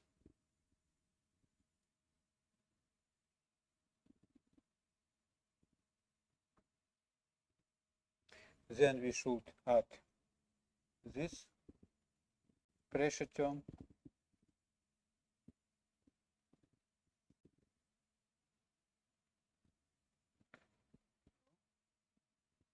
and equal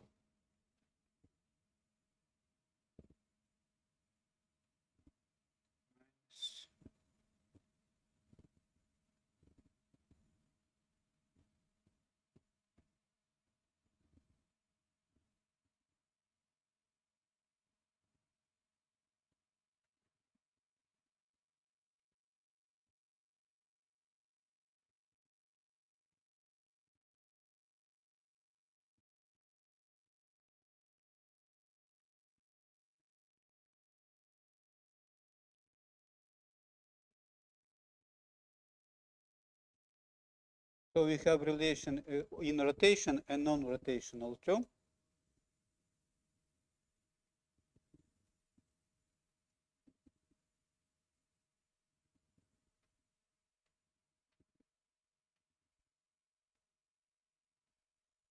So it's 123.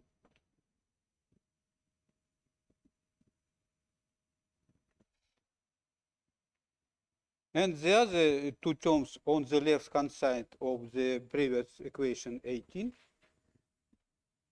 containing derivatives of x and y, are exactly compensated by similar terms in 21. 21 I still, okay, it just was removed. And after transformation on 19 and 22 to the rotating coordinate system. Finally, substituting this final relation, which we got in relating of coordinate system, different coordinate system, we obtain 14 and 15, which was required for the proof. I just now I will find the 14 and 16, which is okay. Okay, this one, 14 and 16. 14 and 15, sorry. 14 and 15. And so this actually we, when put and make the identical transformation, we arrive to this system from 14 and 6 and 15, which is actually the final system. Sorry for such a lengthy derivation. Of course, I will be glad if you suggest more simple one. Maybe you can succeed to suggest more simple one, so it will be quite good. But the goal is to arrive from the initial system to the rotating system. Maybe I chose not so direct and not so pleasant way. I will be happy if you find more simple way. Okay, so maybe we'll have a break.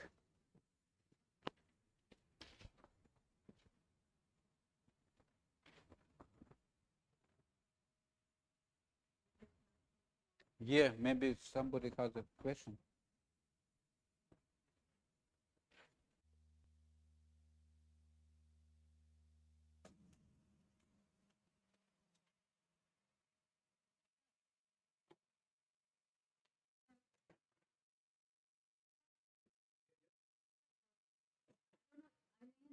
Equation 17, can you show us equation 71?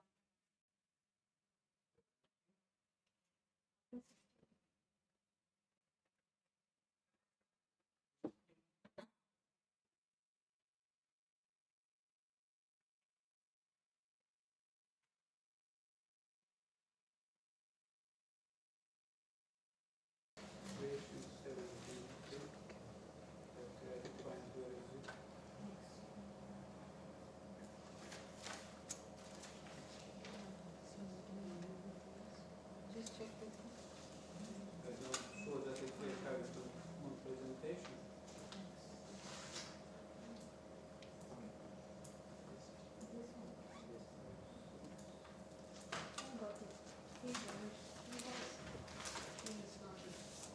She got it Ah, she from got- others. okay, so okay, what is the question? Just because.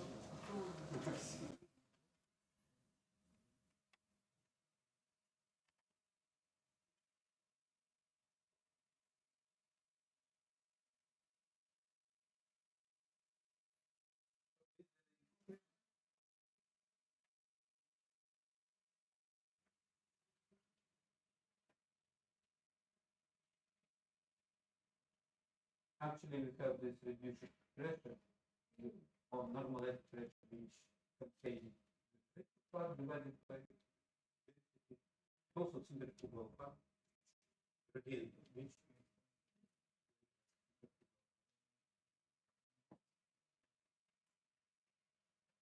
okay, so still still under one more. Okay, so let's have a little break. Yeah, please. Just maybe 10 minutes.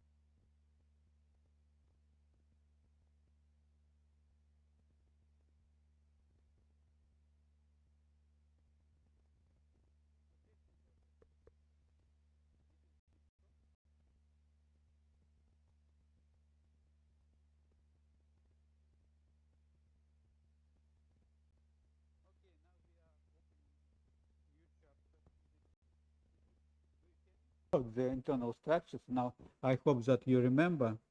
So first of all, this situation with the constant density and differential rotation of the inner and outer boundaries are related to the terrestrial type planet.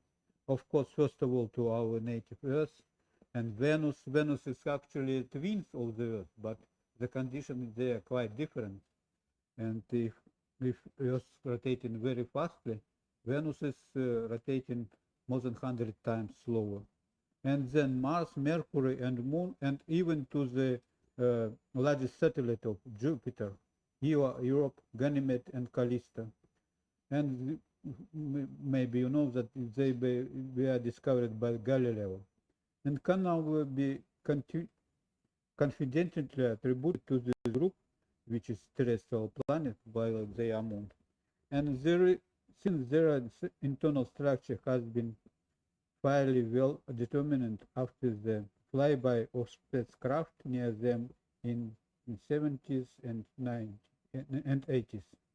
Surely and now is 90s and 20s, and so all this flyby are proceed, and now we have very detailed picture of all this moon. They are indeed, some of them even greater than our moon. So, and they and maybe the most active of them is Io.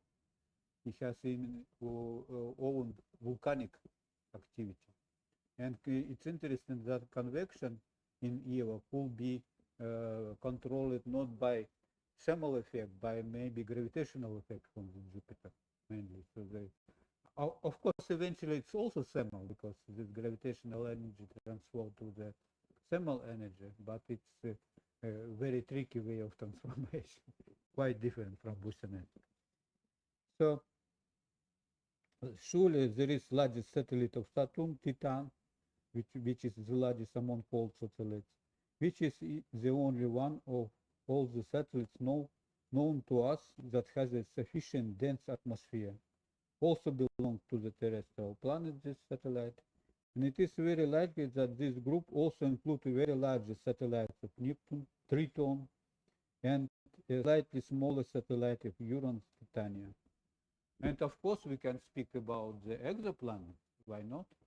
Because there are, I don't remember exact figure, but some thousands of them are already discovered, which are similar to the Earth in some sense, to the terrestrial planets, so that can work here. So all this has very wide application. Again, I should stress that we are first of all considering the application without any other influence we only consider the influence of the differential rotation of the boundaries. Because it's interesting that this problem could be solved actually exactly in asymptotic sense. And it was Stewardson who solved this problem. It's quite classical problem. And so it has very interesting flow. And so actually we now try to understand how it's works. And first of all, we, as already stated, we consider the similarity criteria and dystrophic flow, and so it's the place to start this problem, which is in this chapter. Of course, we start from the initial equation. From the initial equation, they are written down here on the board. You see, we already discussed this equation many times, so I will not return to this discussion. And so actually this 2.0 or simply 0 inside this chapter, this equation, and you perfectly know all the notation, so I will not repeat them. So, and as the initial hydrodynamic equation defined the simplest model of such a fluid core of the planet, we use equation 114, and now it translates to the equation 20, and it with the complementary absent external forces F0. If you see, there is F, no F here. So because we actually consider the case when everything is driven by the boundary condition. Also, for simplicity, we assume that the rigid outer boundary of radius RO out, it was shown in figure 4, and rotates with a constant angular velocity omega. This is exactly the angular velocity omega under which the mantle is rotating. And the rigid inner boundary of radius Ri, we also consider the radius Ri for the inner boundary, which I showed you in some previous slide. And it can rotate with some arbitrary angular velocity omega I. So there is a difference. So we have this picture, you see, there is a mantle here. This is mantle. Actually, in some sense, we show this some average terrestrial planets. But of course, in Earth, the mantle is much more pronunciated, and it's up to this size. So it's main things which control everything. And there is also here, I show you the liquid core and the solid core, and there is the inner radius Ri and Ro. And as I already said, that the outer core is rotated with the solid body rotation and with omega O, and the inner core is rotated with omega I. And we believe that the inner solid boundary can only rotate in azimuth, or otherwise we along the unit vector. Of course, this unit vector, again, I stress that it's the gradient of z expressed, not z, sorry, it's gradient, it's unit vector in direction of azimuthal direction. This was one azimuthal direction which we rotate around the inner core or inside the outer core.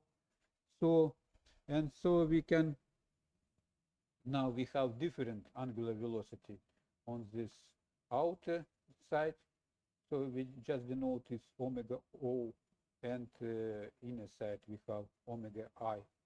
So there is a difference, namely this difference produces the flow. And so it's a rather interesting flow. First of all, we consider the most simplest feature of this flow, and then we proceed to more complicated features, which was discovered by Stewardson. And then anyhow, this problem could be exactly resolved. And then so therefore also okay. Okay, again, I stress that all these boundary are rotated with constant angular velocity, but different. And all this angular rotational velocity vector are directed in one direction, which is, of course, in this case, the direction of the rotation. And actually, this is direction to the corresponding geographic pole. Here there is the north geographic pole, and here there is a south geographic pole, which is related to this rotation. And to the very high accuracy, of course, we can state that both of this velocity are in this one z direction along which they are rotating, and there is only small difference between the rotational rate of that and that. So therefore, also for simplicity, we assume that the rigid outer boundary of radius RO, see this picture, rotates with a constant angular velocity omega O, and the rigid inner boundary of radius Ri can rotate with the some arbitrary angular velocity omega I. So it's different. So these two velocity are different, but not in direction, only in the value, and it's this small differential rotation. So therefore, two vectors of six scalar non-slip boundary condition. I just remind you that there is six non-boundary condition. So there is two boundaries, and on each boundaries we have the velocity, which is exactly correspond to the rotation of this boundary. So we have two boundary, and each boundary we have three components of the velocity. So in fact we have six boundary conditions, and so the boundary condition we can write down like that. So so we actually are resting in the rotating coordinate system directly heavily linked with the mantle. Of course, we suppose that the mantle is in rigid body rotation, that it's rigid, and so this correspond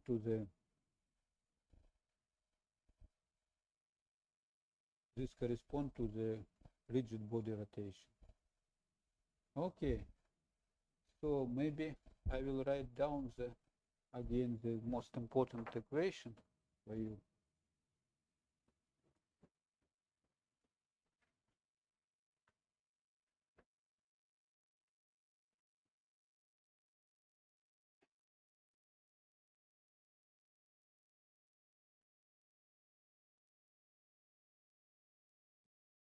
First of all, of course, the equation which we have is equation about the initial equation, Navier-Stokes equation actually, and also there is a divergency condition, and perhaps I will not write down this stuff because the only news here that the external forces F is absent here. So you just suggest that maybe you can write down to you that the initial equation for our case is just without this F value, which is the external force which can be acted. So let's consider more interesting equation which we didn't solve yet, and this equation related to this relation. It's necessary to write down, of course. Where is my chalk?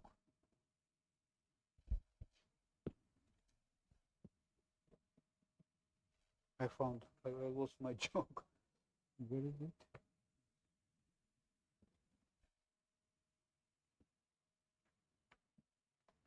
Oh, sorry. Thank you.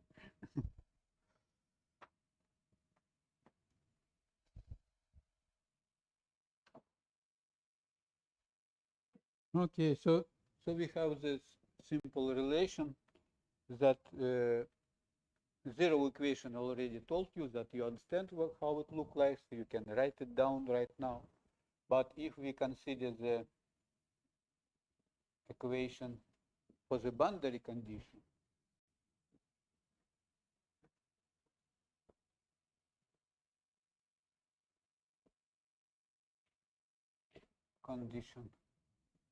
then we first consider the outer boundary.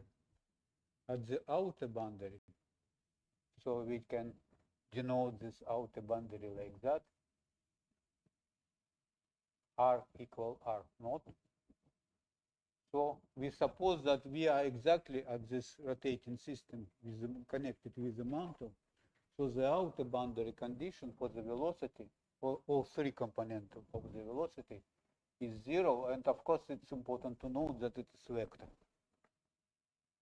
And so this is vector, and we have boundary condition of this point. But for the inner boundary, so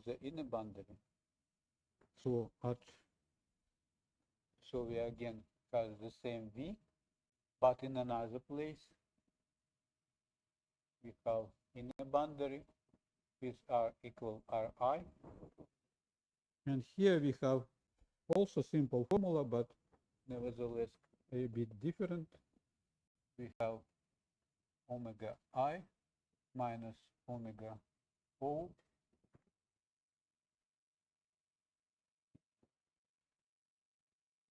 here we have actually the cylindrical radius, but because we are express everything in spherical coordinate, we will write down this stuff via the spherical coordinate. And of course, we are adding the unit vector. More precisely to say, here we have one R sign from this unit vector and another R sign we have from the distance from the cylindrical radius. So it has actually two components, this square. So eventually we have this boundary condition which is determine everything. And here we have made another simplification actually, which is entirely justified for the terrestrial planet. We believe that the inner solid boundary can only rotate in azimuthal, other words, along the unit vector. So just let me stress that it's along the unit vector.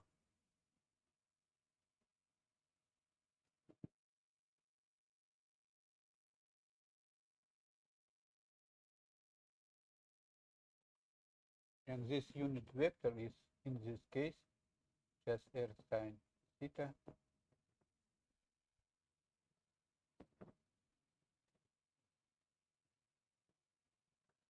And here there is Ri important. Ri sine theta. And here also Ri, because it's both the same boundary.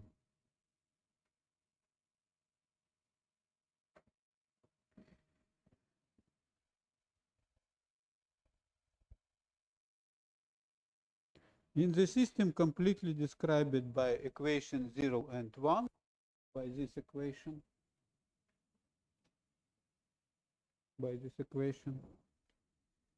the only source of flow is the differential rotation of the rigid internal boundary. So there is a differential rotation of the rigid internal boundary because outer boundary is related to the coordinate system with which we are rotating.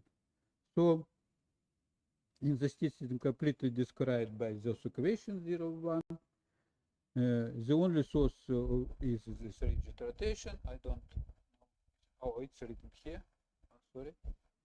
It's rigid rotation, and this rigid rotation has a very simple form, and its source we can rename by the small omega I. Why small? Because actually it's really very small in comparison with the omega capital and this 2 omega capital. So the difference will be up to the 10 to minus 9. It's tremendously small value. But nevertheless, it's produce valuable flow. So it's omega I, which produce everything, is omega I minus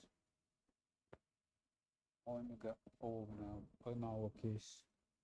This is equation 2, 2.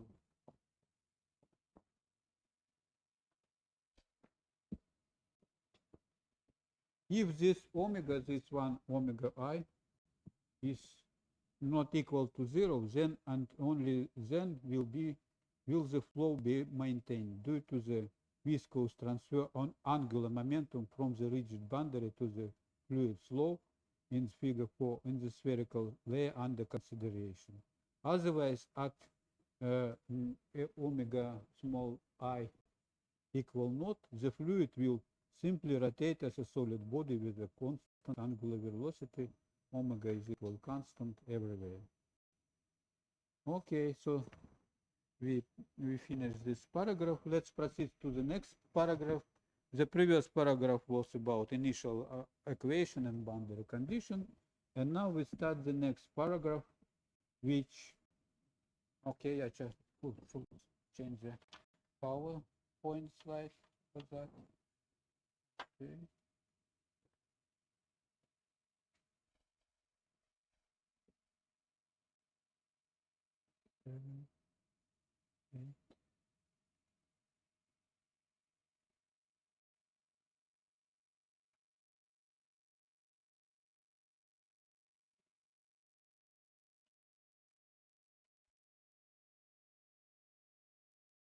Okay, so now in this next paragraph, we will consider in more detail the Earth's structure and Earth's magnetic field, magnetic field, Earth's hydrodynamic things. And this, in this chapter, we consider, as it stated here, you see, the characteristic value, Rossby and Ekman number. So we will consider this parameter, very important parameter. And of course, we consider the Earth. Here, all the characteristics of the Earth are written down.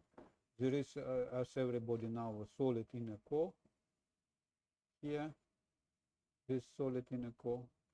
And there is fluid outer core here, you see. And here, the most, in terms of volume and even mass, the most important thing is the mantle, which could be at our approximation regarded as the solid body rotating object, and exactly the system in which we are resting. So we have the radius of the Earth of this value, and there is a radius of the Earth which is slightly more than half of the radius of the full Earth. And also, let us agree here and further to designate characteristic value by a subscript with an asterisk. So further we will use this asterisk as the indication of the characteristic value here, and further on.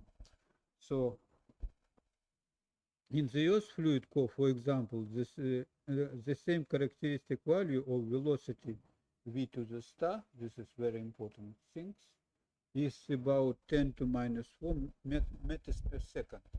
But of course there are some others, and I'm in the amount, who suppose slightly larger velocity up to 10 to minus 3. And so 10 to minus 4 is perhaps the lower limit, which is could be obtained from the geomagnetic variation. And but more coincide things which is connected with the energy processes in the liquid outer core is give the slightly more difference.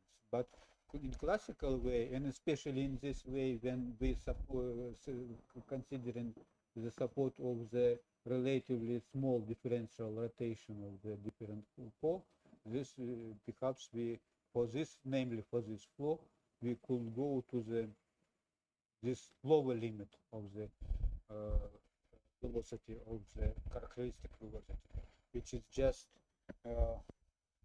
10 to minus 4 meters per second.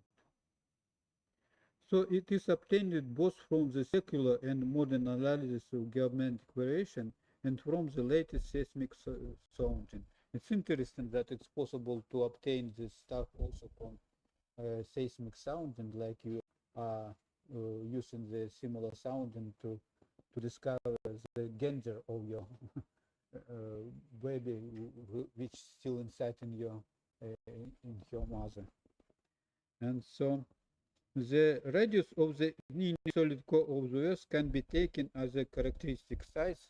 Here it's not written, characteristic size. About 1,000 with something kilometers. So it's about 1/3 of the radius of the fluid of the core. This is just 1/3. This is quite tiny contribution, but nevertheless, as you will see later, it has a very strong influence, namely on this flow which we are considering due to the differential rotation of the solid in the core and mantle, actually. So accordingly, we obtain the characteristic time for flow in the Earth core. Characteristic time for flow in the Earth core. Is it written here? It's written here, yeah. This characteristic time is about, if we just take the radius of the inner core, and then we take this 10 to minus 4 value. So this radius, this characteristic time becomes about 10 to 10.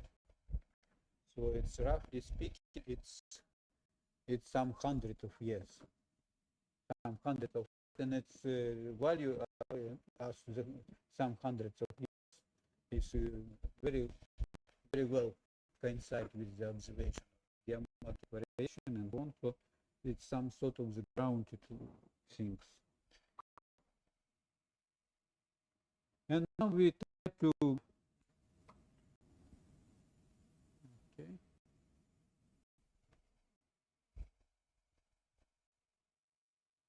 And now we try to consider the characteristic value.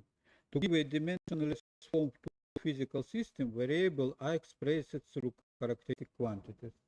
And symbolically, in our case, such an expression can be represented in a way that comes from programming. So, further, we can write the general relation that we express radial, express the radius in terms of the characteristic value. So we actually replace the radius with characteristic value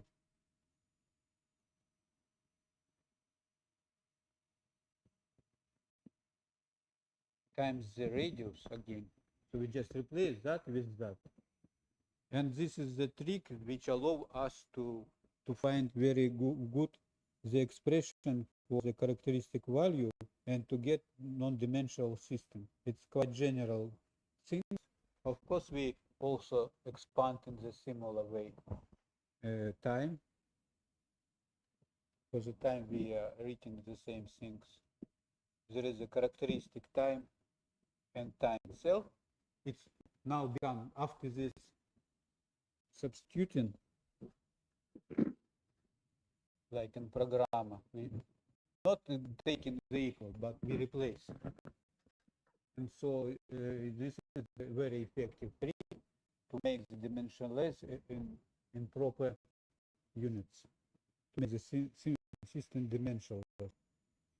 And so then again, trick is with velocity is equal characteristic value and velocity not equal.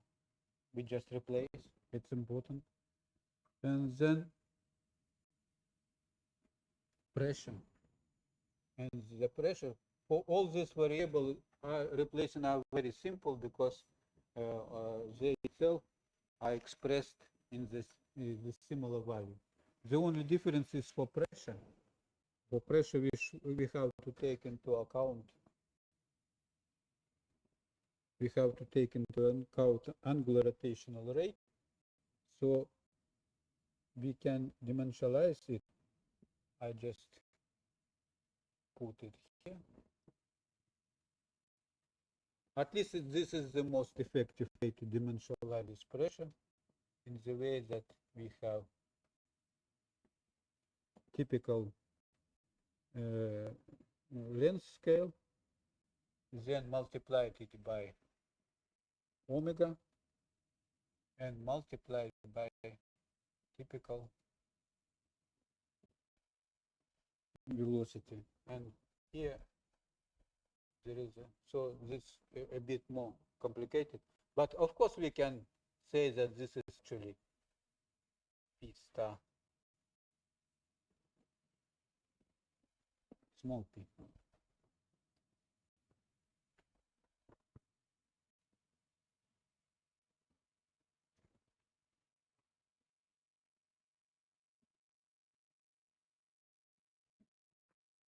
Okay, this is formula 2,3. Actually, this formula is very general, and it can be used not only in the hydrodynamics, but in any science where we have some differential equation. So it's quite effective formula. You just replace your variables, which you are exploring, with such a representation via the typical value and non-dimensional value. You put it there, then you collect all this typical value in some places, and this allows you to solve much more effectively the problem, because you understand which terms of the equation are smaller, which are bigger, so you can manage with them. So this is a very effective tool. And also we can use the inverse value of omega.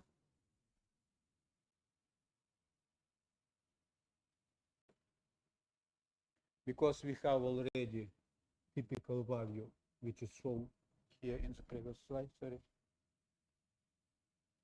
Because we have the typical value of velocity, typical value of the distance, which is we coincide with the radius of the inner core. And so we have the typical time, but if we induce this time, then we have the typical differential rotation. And this typical differential rotation, in our case, is of course typical V divided by typical R.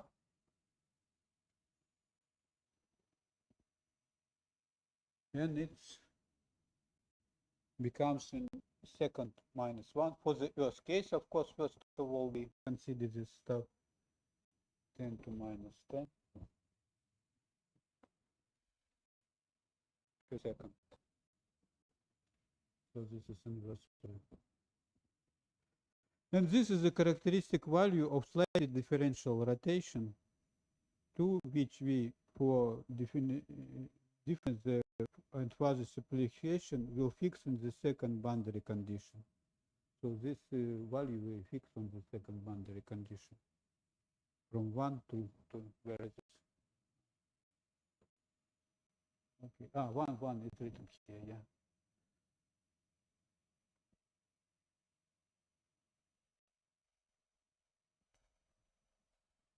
Okay. And also we regard it as a constant. We just suppose that this is a constant.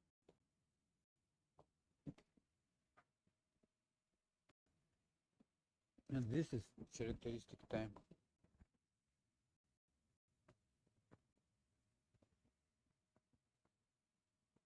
Inverse characteristic time, more precisely to say. And it's actually equivalent differentiation.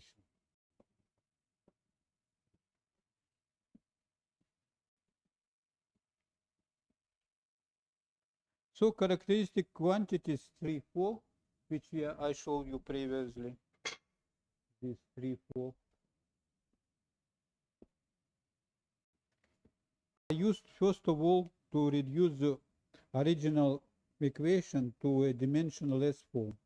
Thus, with the postulated 3 replacement of R by the replacement by of R by R square R, T by T, T v star by T, V by V star V, and rho is by a bit tricky omega V star R star P. The system of four-scalar equation which was previously considered, and six-scalar boundary condition is reduced. Is the problem actually the way as we reduce it will be the task for you. So and this is the first problem, but here we just write down the result, and to the following dimensionless form we can reduce this equation.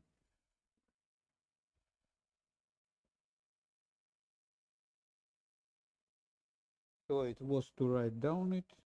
Let's write down it and comment when I will write down it. I will comment it. So first of all, we collect all the small part in epsilon, which will be Rossby number, which we consider later. Then we have substantial derivatives, which actually include not, so this substantial derivative, let me expand it a little bit. It's in g over dt plus u, right?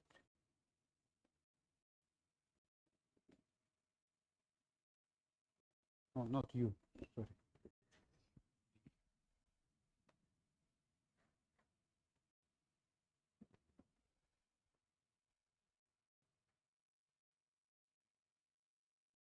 Grad, and it's act on V. So this is substantial derivatives, but maybe everybody knows. First is the Rossby number, which denotes as epsilon because it's very small. Then there is even smaller Ekman number, which act on the diffusional term.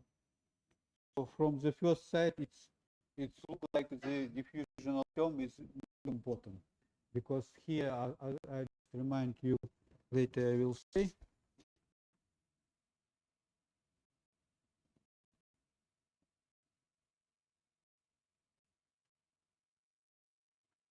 Later I will say the value, but nevertheless, this usually for the Earth square 20 minus 15, while this epsilon is something about 10 to minus 6, 10 to minus 8. So it's so, and six-scalar boundary condition is reduced to this. Let's write down the next term. The next term is Coriolis term multiplied it by gradient z. Then, of course, there is the effective reduced or normalized pressure. It remains the same because we specially chose this representation for the pressure like that, just to keep the pressure without anything. So it will be easier. And also you see that in Coriolis term the omega disappeared, but two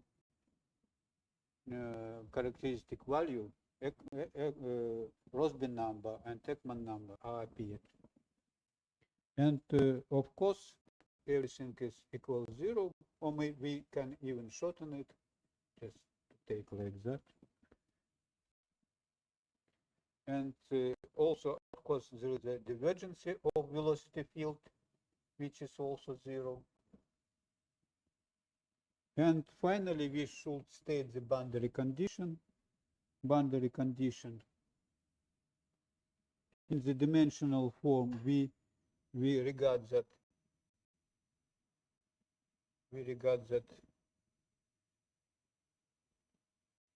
the radius of the inner core of the is related to the radius of the outer core is related to the inner core like that, and it's of course equal not because it's rotated for the outer core with mantle, and then we have the boundary condition on the inner core, which rotate with a slightly different value, but nevertheless after this dimensionless transformation, all this extra value are vanishing, and we have the for the inner core condition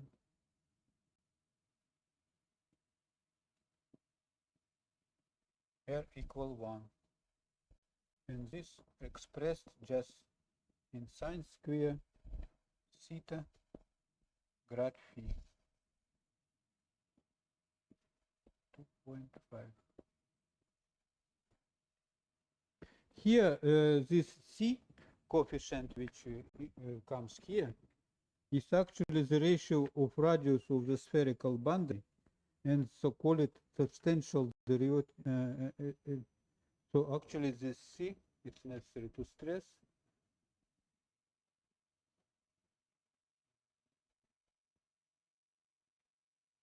Okay, I don't know. Maybe here I wrote C is equal outer boundary to the inner boundary.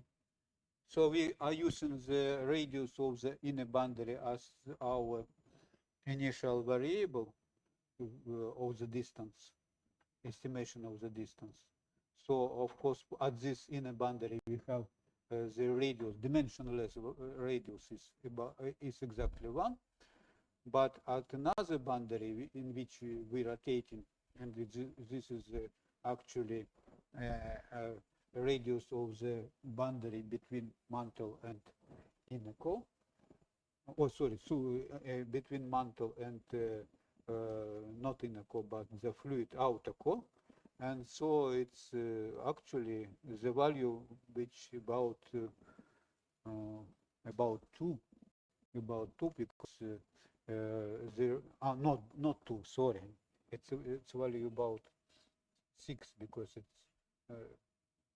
it's value about, so here we have the outer boundary at 3,500 kilometers, and here we have the radius of the inner core about 1,000 with something kilometers. So this is ratio is about 3, slightly less.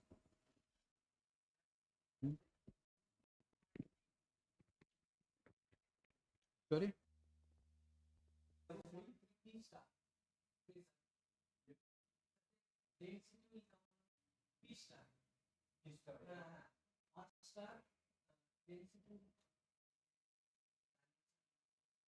Density is already aggregated here because we divided on the density. We did in the initial equation we divided on the density. So density already didn't scale. This initial system.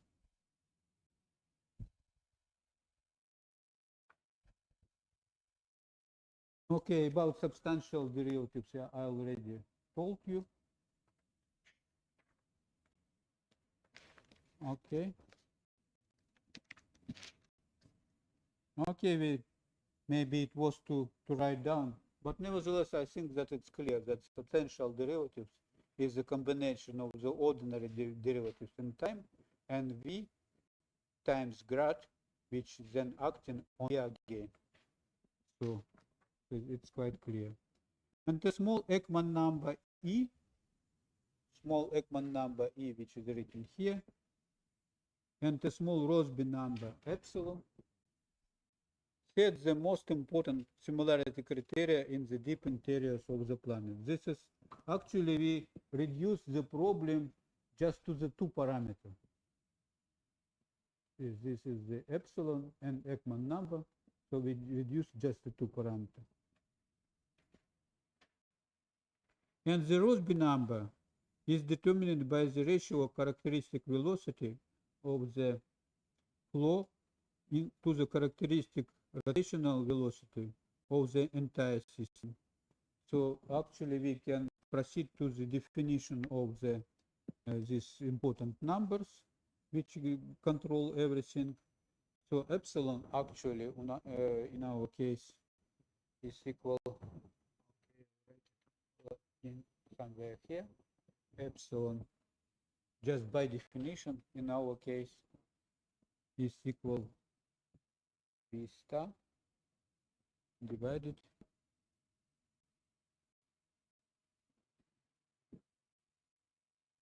by omega R star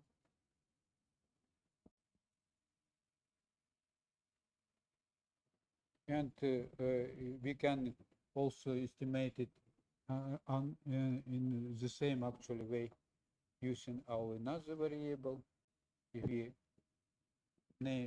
take the rotation, then we have omega star. Oh, okay, maybe. Sorry. Okay, this one, yeah. So then we have this relation to of omega star to the omega itself, and this is quite for the Earth quite small number. It's much less than 1, and for the Earth this epsilon is about 10 to minus 6.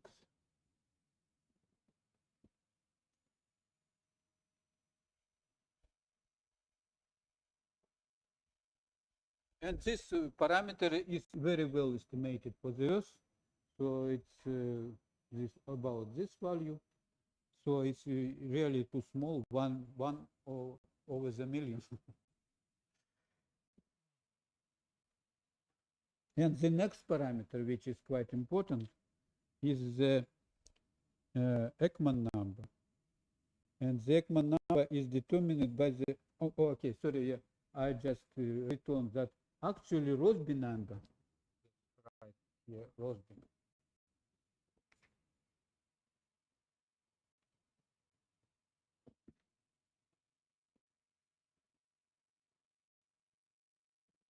Yeah, this quite important parameter which relate actually the relative velocity to the rotation. And rotation, you know, the real rotation with which Earth is rotating. As I already told you, in our case, the relative velocity just to 10 to minus 4 meters per second, while this real rotation rate is about some 100 kilometers per second. Not exactly 100 kilometers, I forget. So it's okay, it's 10 to minus 6. 6. No, not kilometers, meters, of course. 100 meters per second. 100 meters per second. I mistake, it's kilometers. But nevertheless, it's very big, and especially compared with that. By the way, this rotation, the real rotation of the Earth, can have even effect on the gravitation. You know that near the equator, where this rotational effect is the most pronounced, we have very sufficient, I don't remember exact value, but some promise or something of the initial, even up to the 1%, something like that. And of course, here there is a tremendous effect because it's 10 to minus 6, this relation, and there is a very strong influence. And the next number is the Ekman number, is determined by the ratio of characteristic value of the viscous force to the Coriolis force. It's also quite easily can be seen.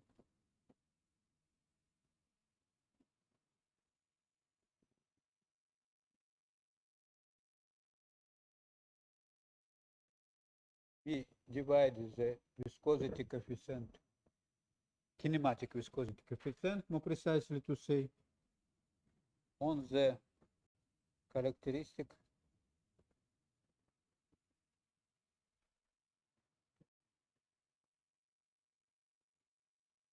value, or again the angular rotational rate, real angular rotational rate, and then it's multiplied, if you see, by the square of the typical distance. In this case, it's the radius of the inner core. And actually, we related this both, and then you see it's again much less than 1. But here situation even more dramatic, because for the Earth,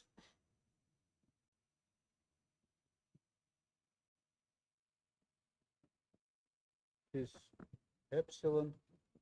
If we consider the real molecular value, which is possible not only to identify somehow with seismic wave and so on, but even it's possible to make in the experiment.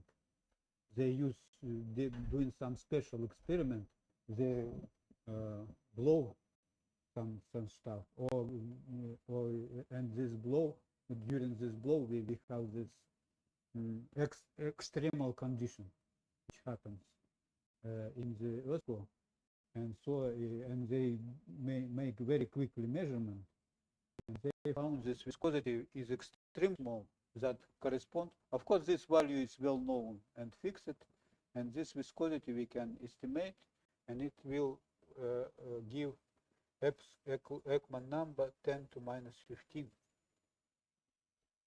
So its extreme value is so extreme value that it's almost impossible to reach with the model of the computer. Frankly speaking, that it 10 to minus 15, and it means that if you to resolve just one computer step, you need to calculate 10 to 15. It's impossible for any computer now. But people who are in some sense, especially recently, quite successfully modeled the geodynamics and planetary dynamics, they say that it's not molecular viscosity we are using in real situation, but turbulent viscosity. And for turbulent viscosity, this slightly going down, and it becomes on the edge of the axis of the computer. So it's 10 to minus 8, 10 to minus 6, something like that, for turbulent estimates. This is turbulent.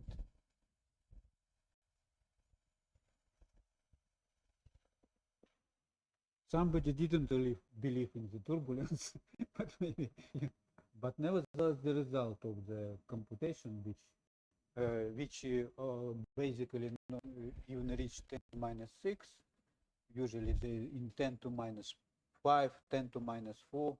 There are only particular example of the calculation of the supercomputer even at this end.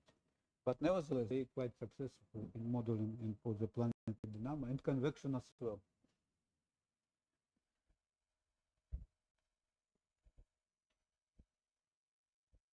But actually, we'll go another way, and the fact that the epsilon is extremely small, less than 10 to minus 8 in the Earth's liquid core, correspond to the low viscosity value in the main volume of fluid layer under consideration.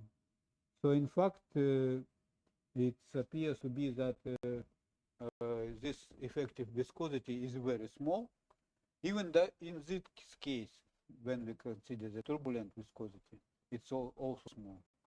But nevertheless, there is some hope of the progress in this field. And it seems that we finished. So we finished a little bit. And so if there is any question, please ask.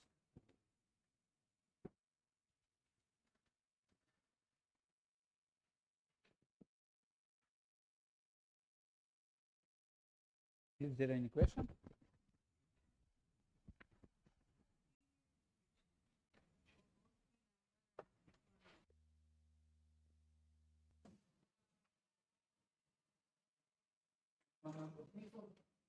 Before that, with the pressure.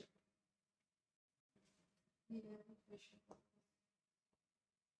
Which is like 2.4.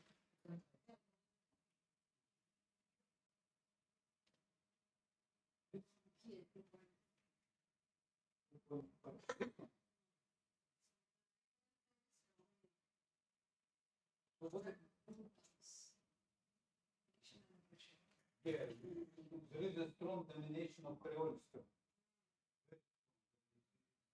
Very extreme. First of all, it's compensated by the pressure. Pressure. So the pressure, first of all, compensated by Creole stone. There is one important thing because the Creole stone is very important, but it's not produced the work. It cannot. It just Cannot produce any work, so it's not creative term.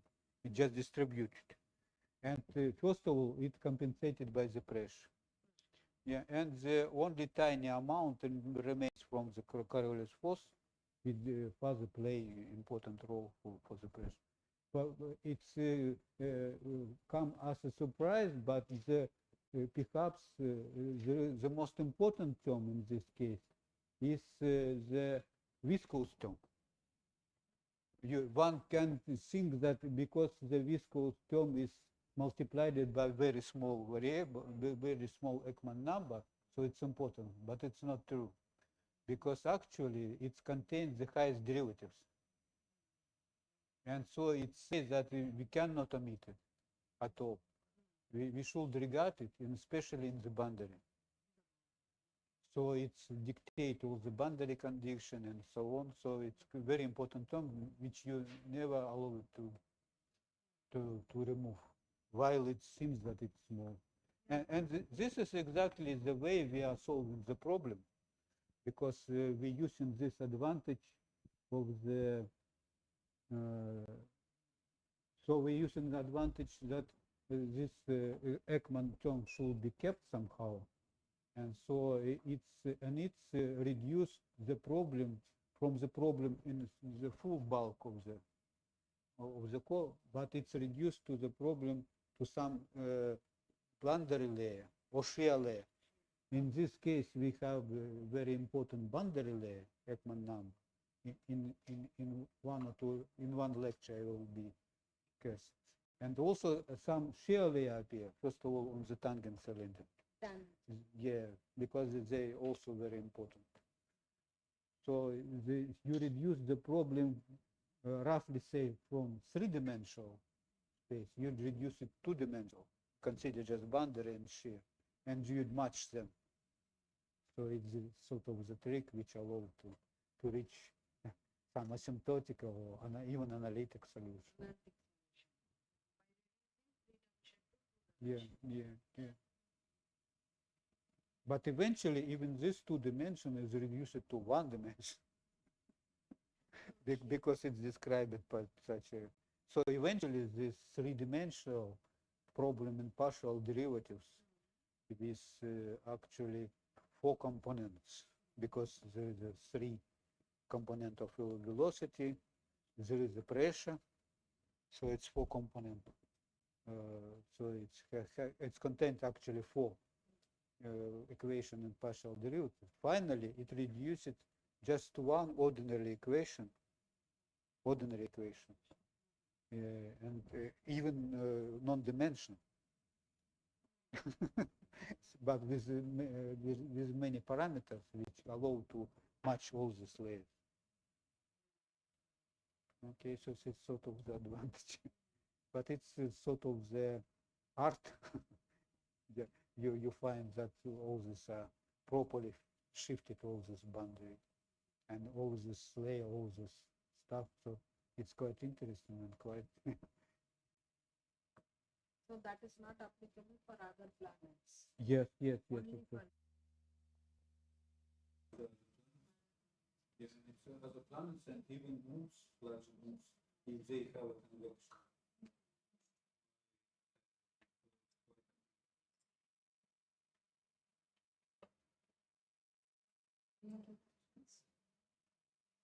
Yes, I think.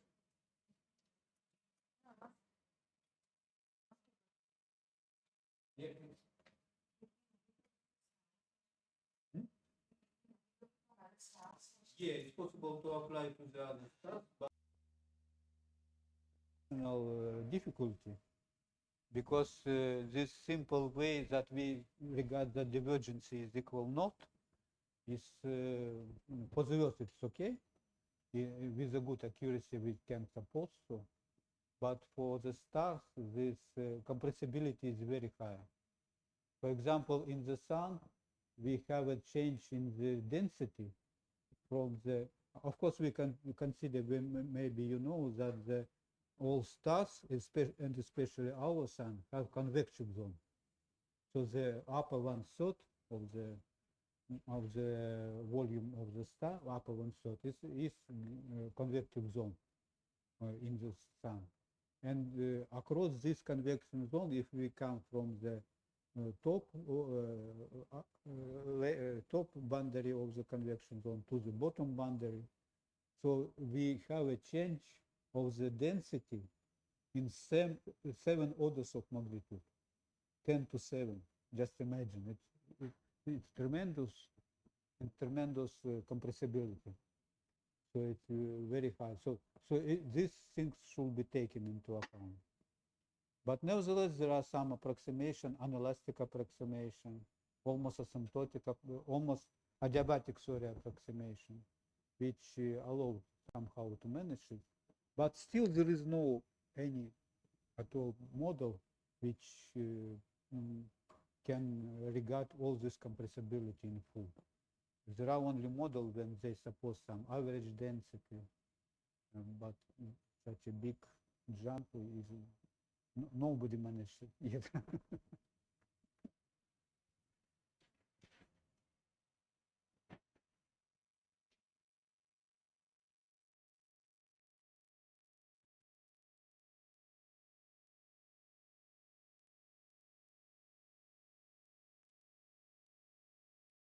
Let's start.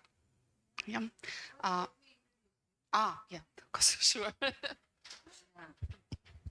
Yeah. So Professor Maria, okay, from Department of Physics, Novosibirsk University, Maria Kotelninova. Okay, yeah, so she is the student of Professor Sergei Strachenko, and yeah, used to be a student. Okay, yeah. So as a part of this Gian course, Madam will take some of the tutorials and lectures also. Yeah. So we will ask her to deliver this tutorial now. And tutorial with lecture. Okay, first we will explain the problems and how to proceed with that, followed by some work in that. Okay. Yeah, today in the afternoon we are having not a lecture. It's gonna be like practical tasks, and what we want to engage you with. You are now listening about rotational systems and all this preparatory information for discussion of convection. For discussion, next week you're going to discuss the convection onset. So let me even stress this.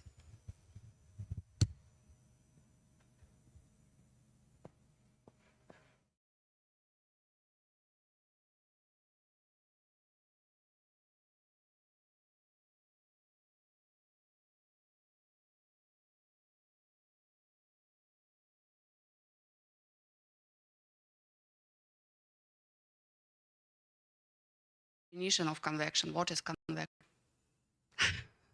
Any of you, yeah? How you can tell this is convection, this is not? Mm. So, so can have initially non-convective state, and then we do something. What we usually do to receive convection to get it started. For example, in this simple 2D problem, we're gonna consider this simple 2D problem like top, bottom, and some fluid in between, and this perpendicular direction. Nothing happens, yeah, only in this plane that explain something is going on. So for example, you just put some fluid between the top and bottom. Nothing happens. When you start heating it, yeah? Heating from the top or heating from the bottom?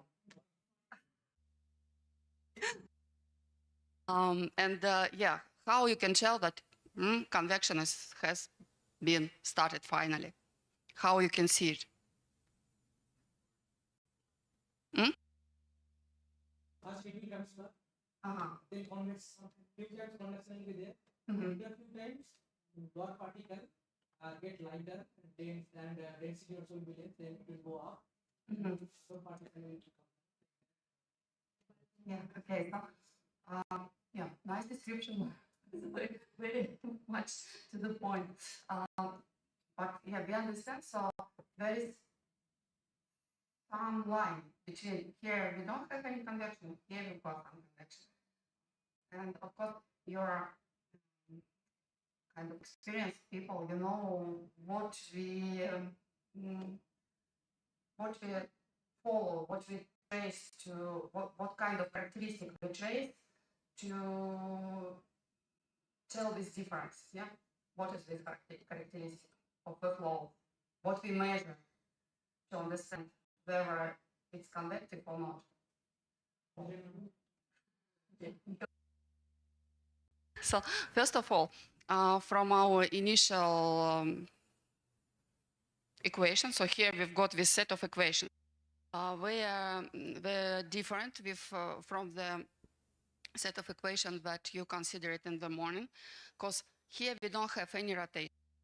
So they are simplified, no rotation. And we will consider just in Cartesian coordinates, no spherical, nothing complicated will be here. So just with Z explain and our usual Navier-Stokes. So here we use also non-divergence condition. By the way, maybe this part also requires some discussion because, yeah, let me. So can I use this? Yeah, I guess I can. This combination. So it might seem a little bit strange, yeah, because we here postulate from one point of view that our density is constant, yeah, this curl dot velocity equals 0 means density is constant for us. But next, yeah, we've got density equals minus rho 0 alpha. What is alpha, by the way, with alpha? Coefficient of thermal expansion. So we can make these equations as complicated as possible if we want. We can say that this relation, for example, can be nonlinear. We can say that alpha also depends on temperature. Alpha can also be dependent on density and so on and so forth. But we, of course, won't do anything like this. We will restrict ourselves with constant alpha. And let's get back to my initial thought. It's kind of controversy, yeah? We've got density that is dependent on temperature. In the same time, we say that density is constant. Of course, it's a controversy, and we work in this approximation. Then we say that variation of density, first of all, they are small. We don't say that it's totally constant. It's like ideal hydrodynamics of non-compressible fluid. No, just variations are small. Variations are small, and also in, let's say, in more realistic, no, not the right word, maybe in more physical, yeah, approach, here should be another term in this in this formula, yeah, because density is just a thermodynamic variable. Thermodynamic variable in thermodynamic systems, we've got two main variables, and all other can be expressed in terms of these two variables. Here we express density only in terms of temperature. Of course, here should be also something like some coefficient, I don't know, any coefficient beta plus dependence on, for example, pressure or on entropy or what other thermodynamic variables we've got. So it should be another term. But we also omit this term, saying in case of pressure, we are saying that all our velocities, they are much smaller than velocity of sound, speed of sound. Yeah. For our example, with simple 2D problem, usually it works. Yeah. So we can forget about this term. And also, here we've got gravity. Yeah? Usually in, again, some real problem, we've got this, we have to include this gravity into our consideration. And of course, we consider any fluid that can be gas, yeah, for example. So we need to add this initial state, initial distribution pressure depending on height in the presence of external gravity field. So this resulting equation, yeah, is received after subtraction of this distribution from the initial general equation. So we work in the presence of gravity. That's kind of normal. So let's count. We've got Navier-Stokes. We've got this is equation of state, yeah, with density dependence on temperature. It's just an equation of state. We've got mass conservation law in this unusual form. And finally, yeah, the most important, maybe not most, but what we can do in convection without temperature. This equation, so it's initially, it's an equation of energy conservation. So we just transform it into this very convenient form. On this transformation, we lose a lot of terms also. In the same manner as we lose this term with dependence on pressure in our equation of state. So yeah, finally we receive very well known for you equation with temperature. So this is our initial mathematical formulation of the problem. We've got 1, 2, 3, 4 equations. And we've got this area of our calculations. Area is, it can be, I don't know, some kind of box. What is important, we should make it 2D. So only two-dimensional problem we want to consider. It means all our derivatives in y, they disappear. And it also means that we won't have any velocity components in y. Velocity component in y is just 0. So how many boundary conditions we should apply to solve this set of equations? Can you calculate?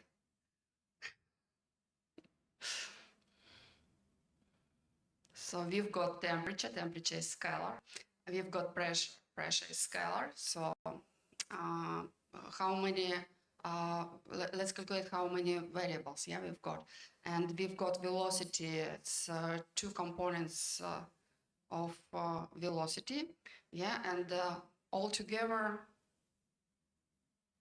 it's four, yeah, four variables, four equations. Everything is great, but also we've got two boundaries, yeah, two boundaries.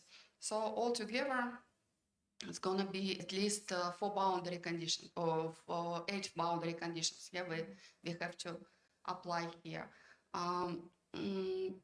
So just a reminder that this set of equations is called Boussinesq approximation. Yeah, very famous, very famous Boussinesq approximation.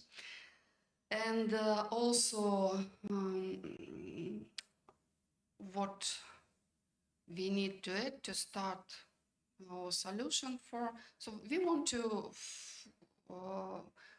solve this to find the set of parameters telling us that in this area we won't have any convection, in this area we will have convection, just somehow to solve this from this point of view.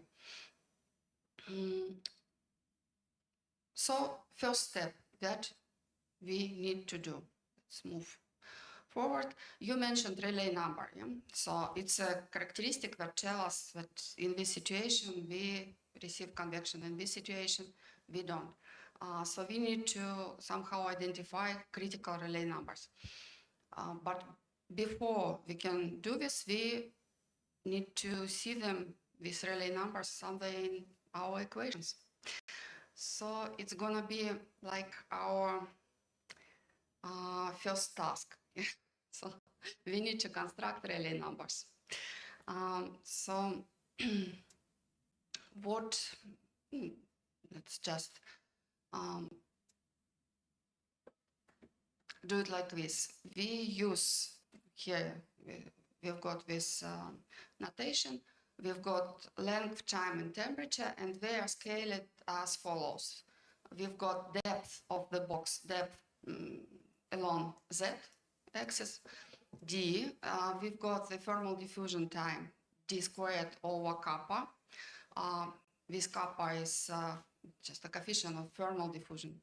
And we know the temperature drop across the depth. Yeah, we created ourselves, so we know what's the difference between temperatures on the top and on the bottom. And we choose, so here maybe the most tricky thing we've got, how to define the unit of pressure, because we want to keep the number of different scales as small as possible. So we don't want to introduce something like P0. Yeah, we want to express this P0 in terms of other parameters. And yeah, our choice like this, rho 0 kappa squared over d squared. So we use it as the pressure scale. And this result, our action results in the following non-dimensional version of Boussinesq equations.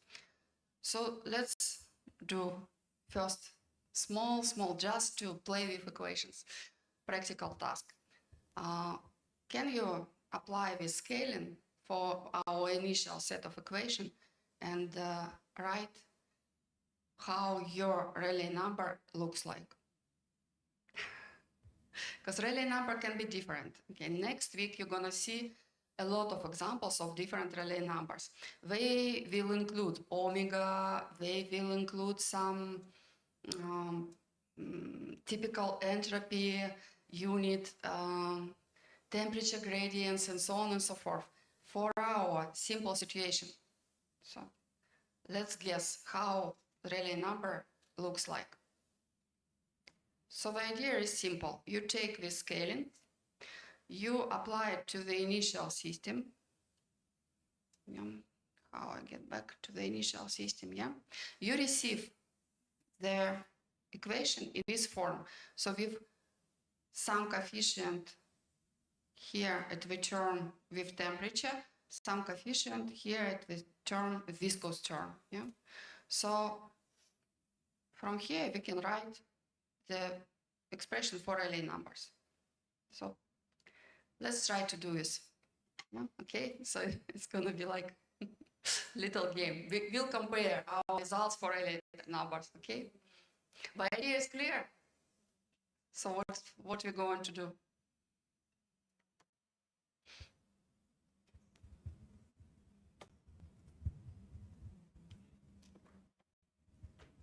So I can shoot back to initials. Yeah, it's better.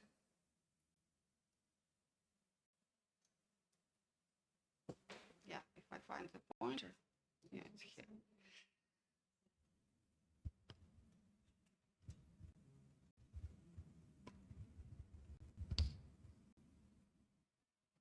So it's like, for example, we've got velocity here, yeah? Velocity, it's just distance, some distance over time. So we can always express unit of velocity in terms of our main units. And our main units is, so for distances, for all our distance, to make them non-dimensional, we say it's d, like non-dimensional multiplied by vice versa. So our distance is unit d multiplied by non-dimensional value. So in this manner, let's check how our Rayleigh numbers looks like. Again, for time also. We've got our unit of time. How it was marked? No special letter. We can use tau.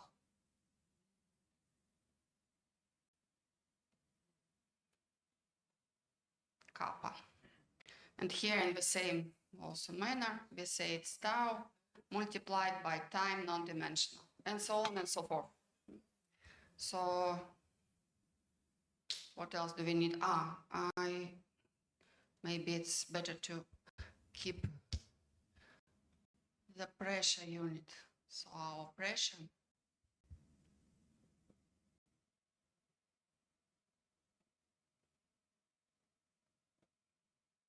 like viscous, yeah, it's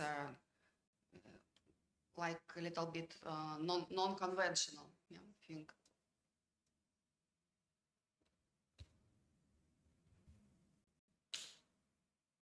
What else do we, temperature, sorry. Another thing, temperature. Temperature we measure in this delta T.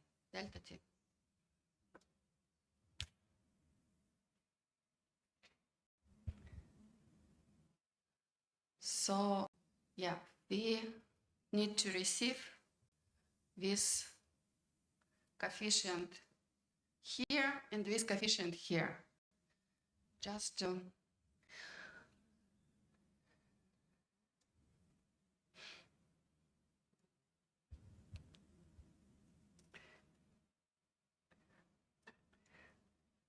so when you receive a number, first you need to check that it's really a non-dimensional thing. So also a comment on our equation. I didn't do this comment. So of course it's usual. Also definition for its coefficient of kinematic viscosity. The same units for this as for kappa. Kappa is coefficient of thermal diffusion, and viscosity is coefficient of viscous diffusion.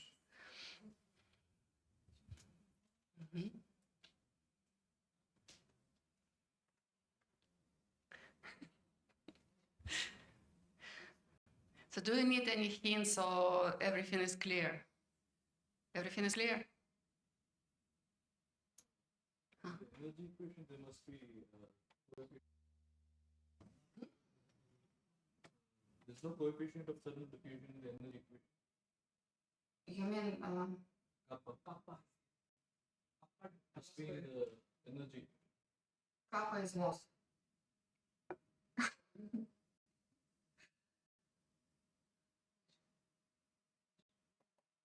Kappa. Kappa density. You mean in the energy equation? We lose our kappa.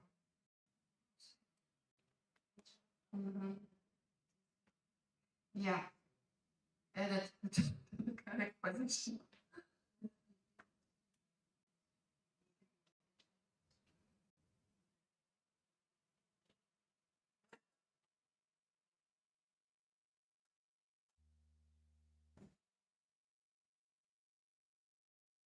But right now we're working only with Navier-Stokes equation. Yeah, to define the relay, we don't need the energy equation. So let's forget that anything is wrong with it.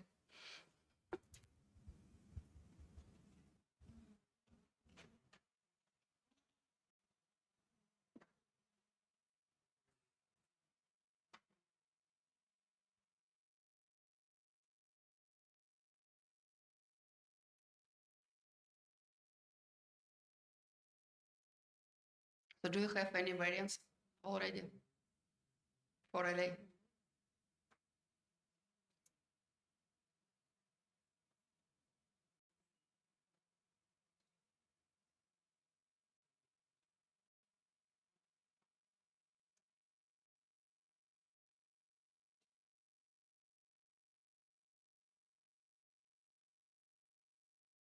It's a good task for a group work, teamwork.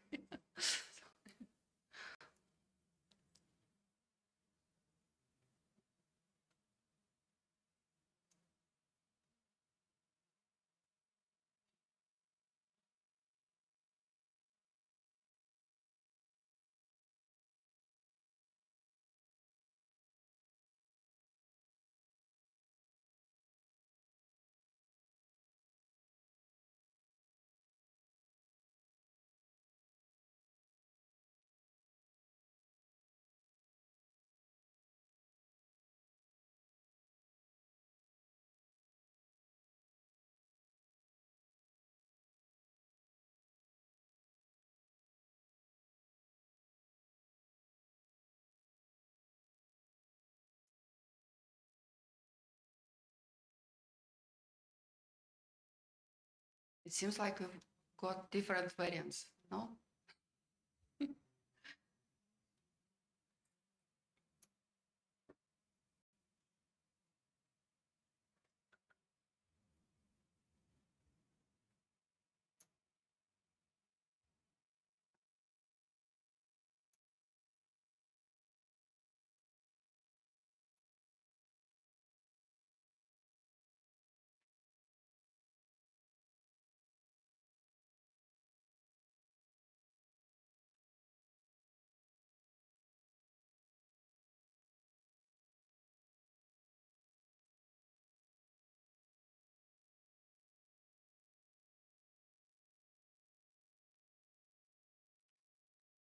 So finished.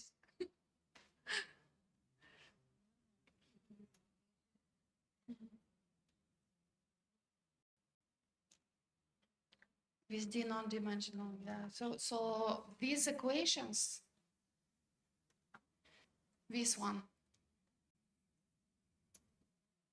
this set of equations is non-dimensional. So all these V, P, T, and so on and so forth, they are non-dimensional units. So this coefficients appears here because of we transform dimensional set of equations to non-dimensional. So maybe I should add here. So here we've got n and non-dimensional, non-dimensional, and all of them are non-dimensional. So and one more time, yeah, you need to work only with Navier-Stokes. So of course we are looking for LA.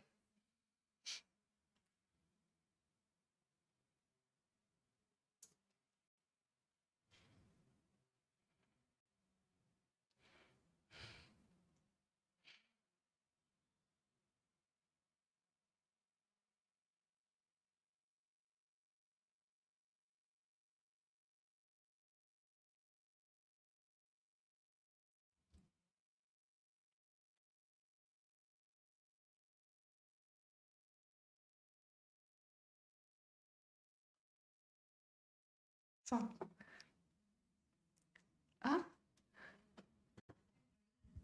Let's try.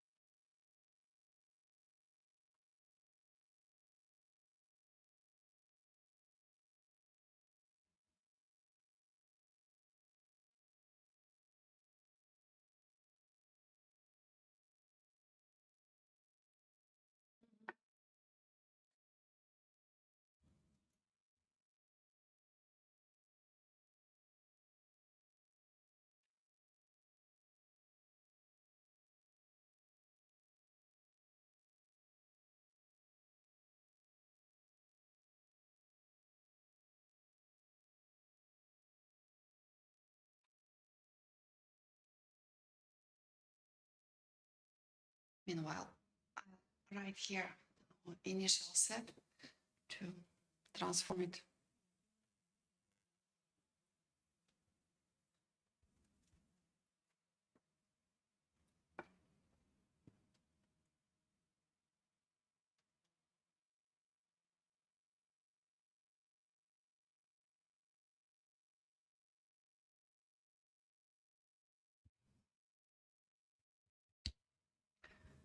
Maybe it's even convenient to write the full derivative here, not to open it, because it doesn't change any our work with non-dimensional units.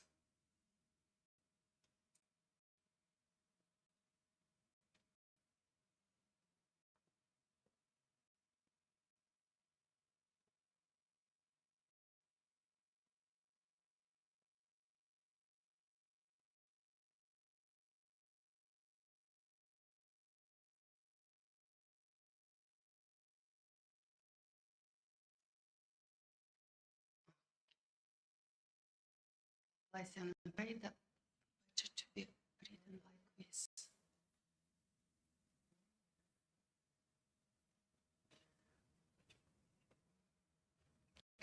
We can even forget while that we've got here vector equation. We just work with dimensional, non-dimensional magnitudes.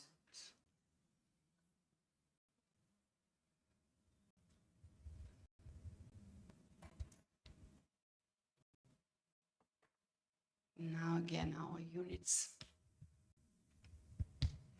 So for distances, let me use another letter. Let it be R, non-dimensional. R. Here we use D, distance from the bottom to top. Here are on. Now time. So tau Tn. What else? Pressure. Our P. Let it be P0. Pressure non-dimensional. What else? Temperature. Temperature is delta T multiplied by temperature non-dimensional. And what else? So P0 is rho 0 kappa squared over D squared, and time tau, it's just our distance squared over kappa, diffusion time. So this is our settings. We can directly use it.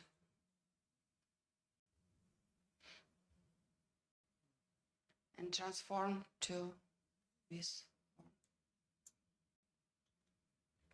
Here also, so non-dimensional equations, they look like this: dv n over dt n equals no density now, and this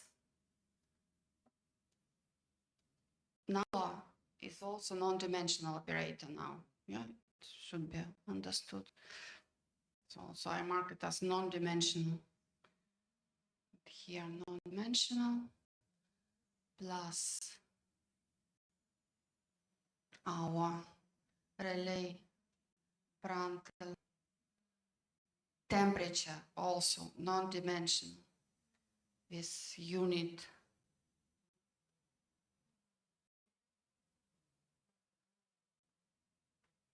one over z, also non-dimensional.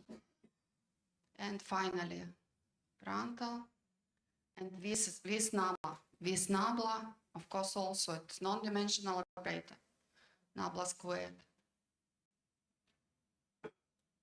multiplied by V, also non-dimensional. So I just wanted to stress out that all the operators in these equations, they are non-dimensional operators.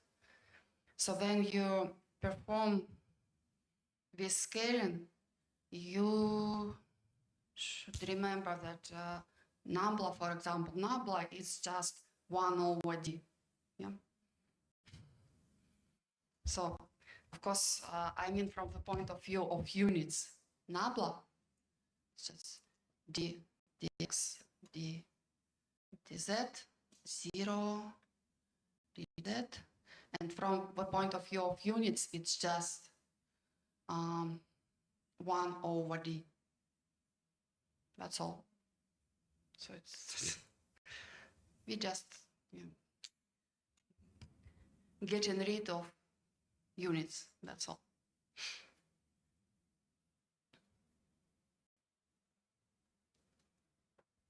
So we can just directly instead of this v here, what we should write? We should write v non-dimensional multiplied by the unit of v.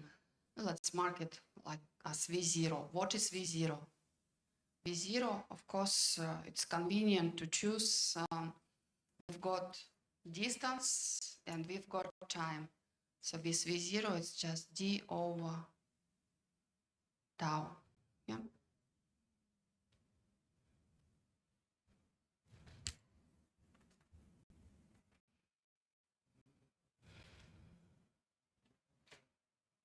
So how it goes?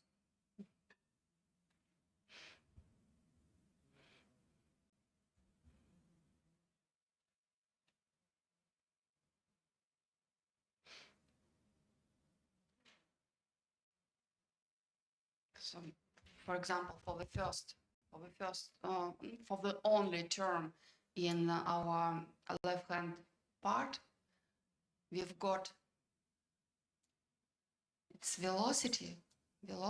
So Vn, V0, and V0 I can change to d over t. It's like this. Here we've got time, so dt is just time from the point of view of units. Time, it's t. So right away, here appears with d over t squared. And t is d squared over kappa. So step by step, we should finally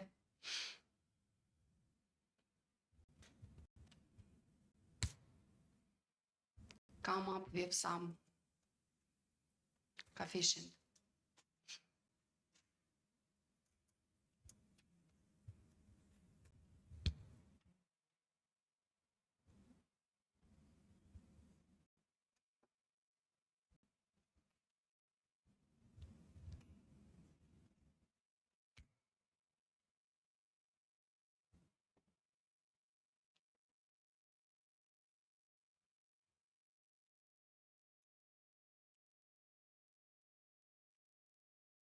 Guys, how it goes? The idea is clear. Any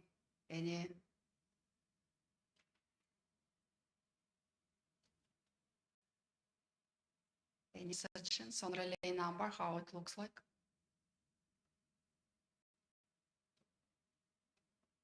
Finally. Yeah.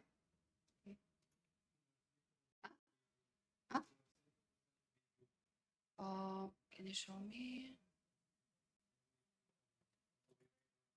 Mm-hmm.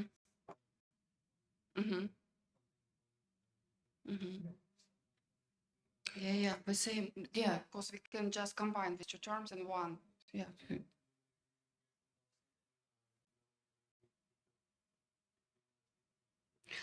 But here you see in this. So what for sure your resulting relay number should contain? This alpha and this G, of course, yeah. So yeah, we just divide this part, but and delta t, of course, delta t we don't have in all other terms we don't have delta t. So this relay number should contain this one, delta t, and some coefficient. And this coefficient, yeah, is defined by all other terms. Yeah, you are correct. This term is d squared over t squared, tau squared. So we just need to manipulate with it.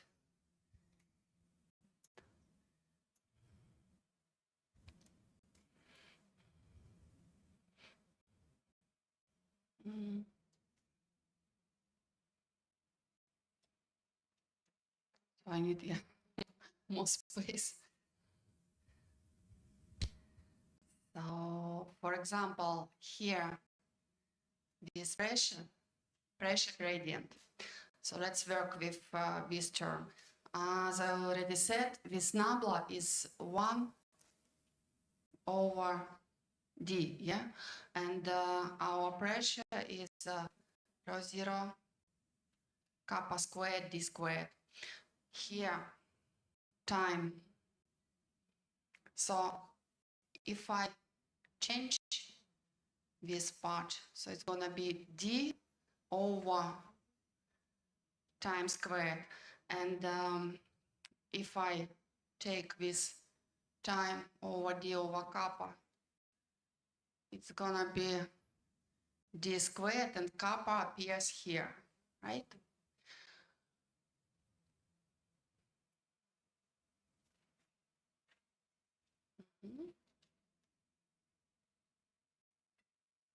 And squared, of course. So here, d, yeah, to the power of 4.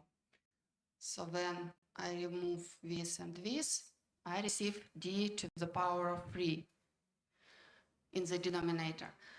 So here, instead of pressure, we've got rho 0 kappa squared over d squared, rho 0.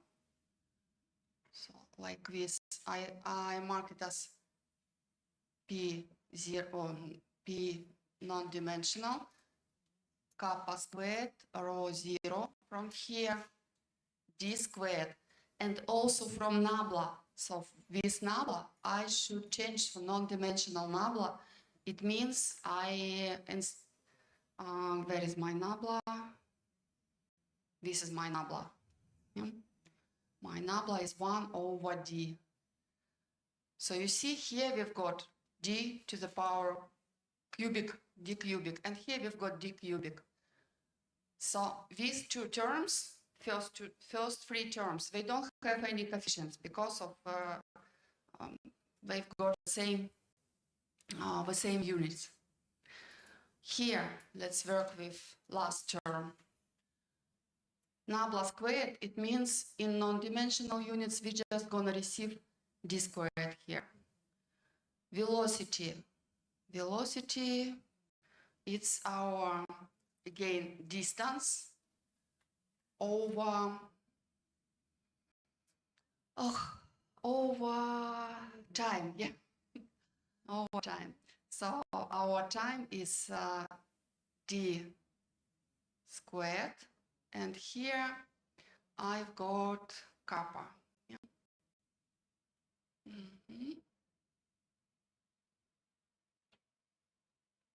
Kappa.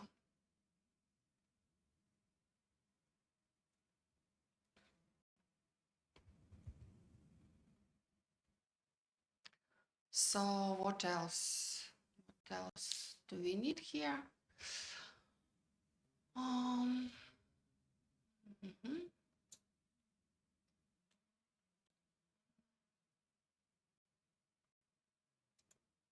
This term we need to work with. The last one. Also,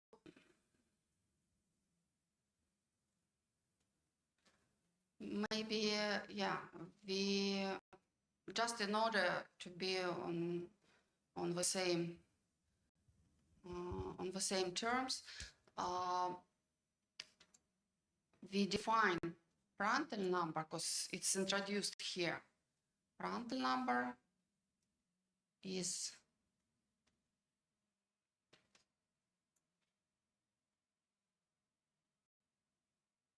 nu over kappa. So it's by definition, yeah, we can just, yeah, use it and receive our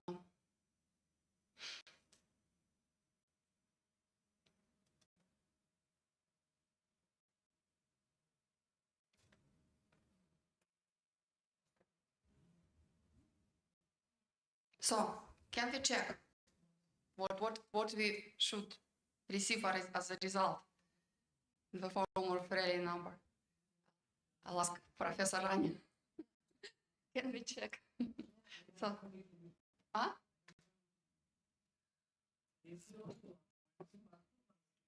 Uh-huh. Mhm. Mhm. Yeah. Mhm. Mhm. Mhm. Great, let's check. If I don't have any misprints in my slide. So what should we receive? Huh?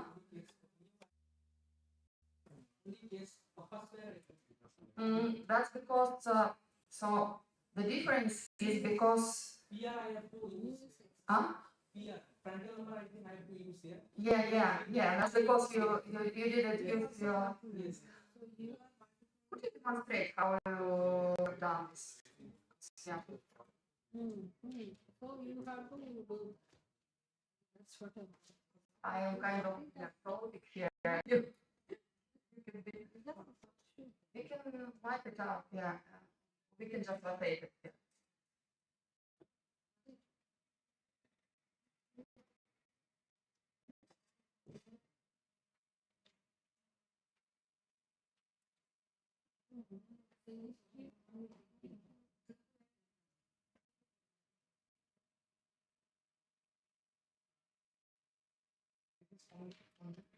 Mhm.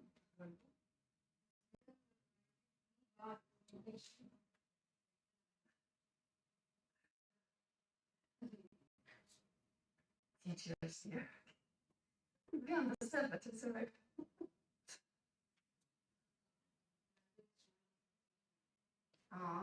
See, yeah.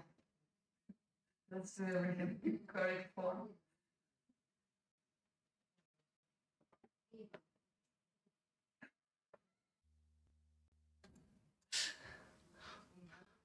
Model nabla squared.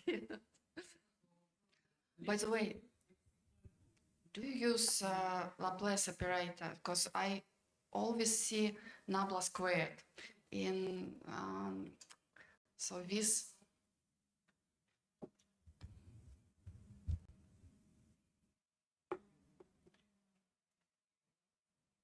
This notation you don't use here. What plus? Mm-hmm. Yeah.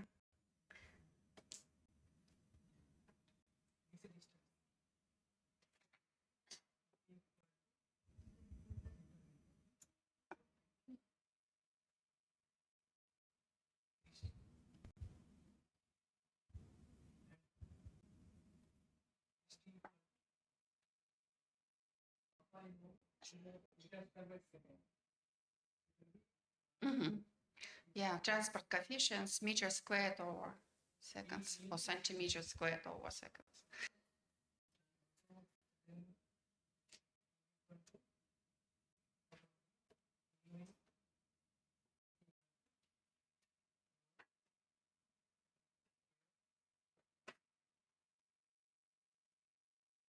Mhm. One by one term.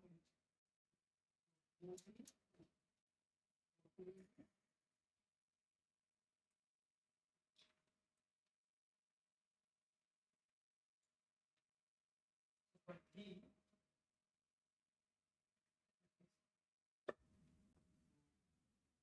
by D, D will come Mhm. by this. Mhm.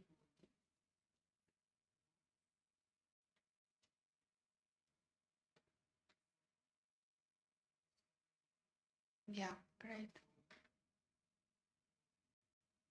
Next term,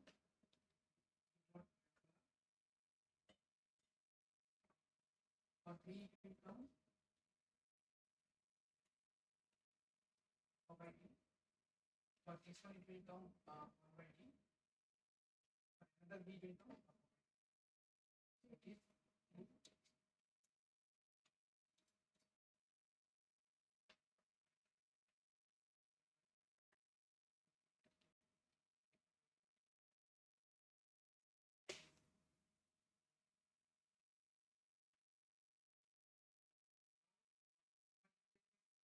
principal.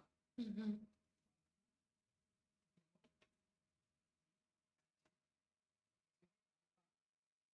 D means divided.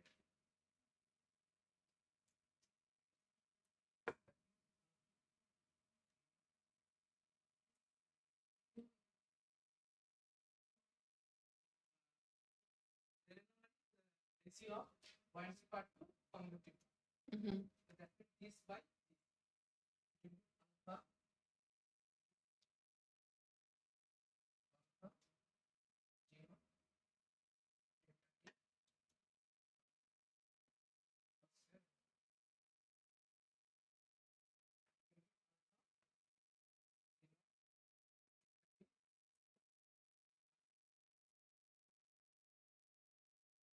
if we choose Prandtl number here equal to make alpha will be alpha 0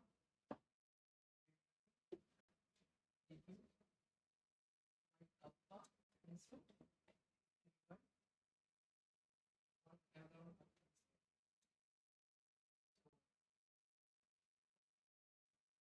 alpha 0 1 Uh-huh. Yeah, exactly. Right. And Prandtl. Mhm. Yeah, very nice. Applause. Yes, that was great.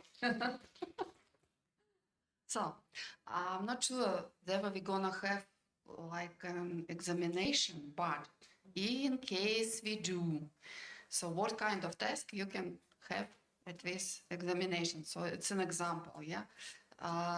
You now did this, so another possible task, the same procedure, but with another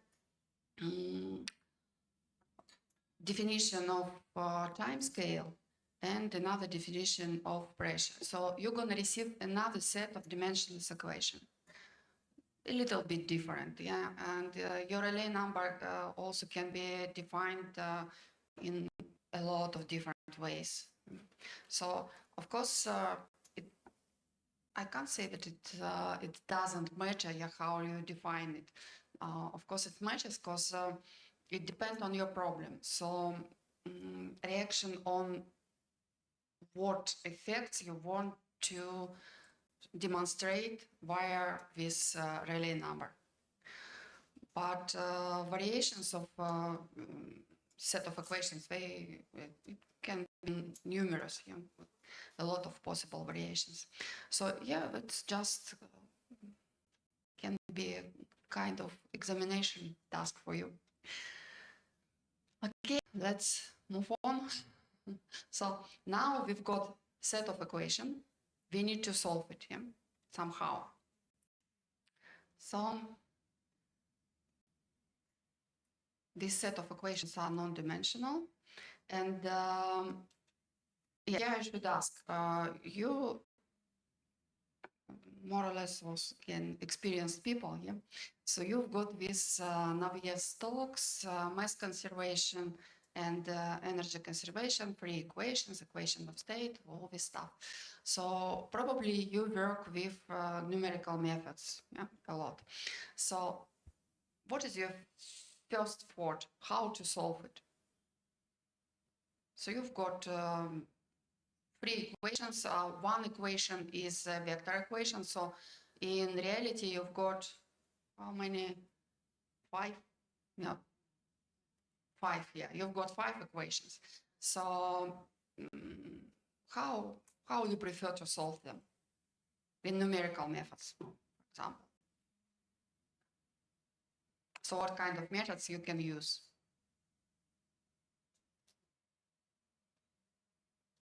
Like finite difference, something like this. Yeah, something. So yeah, usual answer is yeah, finite difference. I'm gonna use for this type of tasks, not to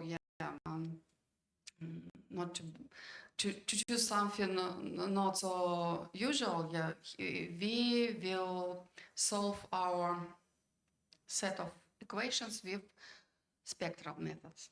And we will apply spectral method, and we will solve the set of equations analytically, not numerically. Maybe you also will solve it at some point numerically, but we will try to do this analytically.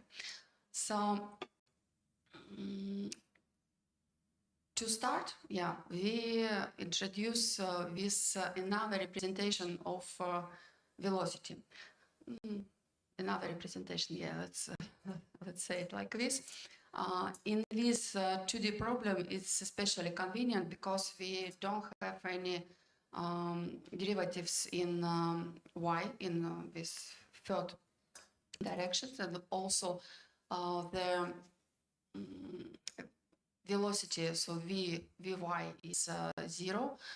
So we introduce vorticity here. So vorticity, later maybe you also will attend our Spark workshop. We're gonna talk a lot about magnetic helicity. So magnetic helicity is something like vorticity only for magnetic field. Vorticity is for velocity field. So we introduce vorticity as this curl of velocity, and in our case vorticity is directed along y, and yeah, it has no other components, so we represent it in this form: scalar value omega multiplied by a unit vector along y direction. And we receive very nice and simple and what is more important, scalar equation on this component instead of this vector equation for velocity. So yeah, it's also maybe requires some work to do to receive from this equation, yeah, but yeah, we later we can try, yeah, some and do it. So vorticity. What other scalar function we can find to describe velocity? Yeah, of course. Let's introduce stream function. So stream function, now what is good about stream function? The stream function, first of all, we can easily visualize our flow if we know anything about stream function. Yeah, we just, here it's green, here it's red, we move along the constant values of stream function and receive this picture of flow.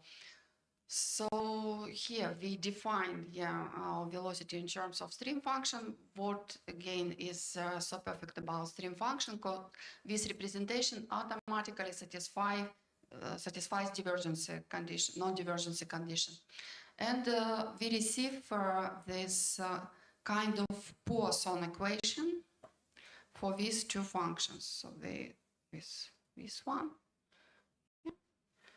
And because this double square number operator we again got, we feel that spectral methods are good here, because we know for Laplace and for Poisson equations, our Harmonic functions, they are solutions for these types of equations.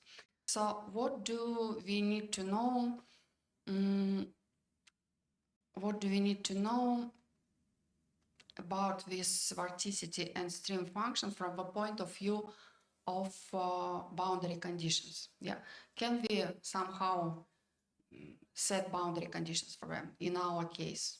By the way, we haven't discussed the initial boundary conditions. Yeah, so let's do it.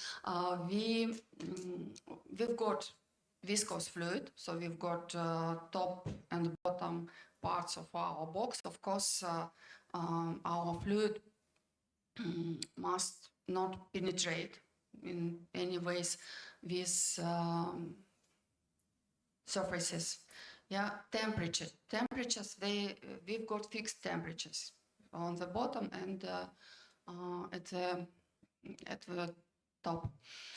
So keeping in mind all this, so it's like of usual boundary conditions. So what we can say about stream function and vorticity? So on top and bottom part of our box. So for example, when I say we're going to use spectral methods, it means we represent our vorticity, stream function, and temperature. Yeah? And temperature in the form of expansions in sines and cosines. Yeah.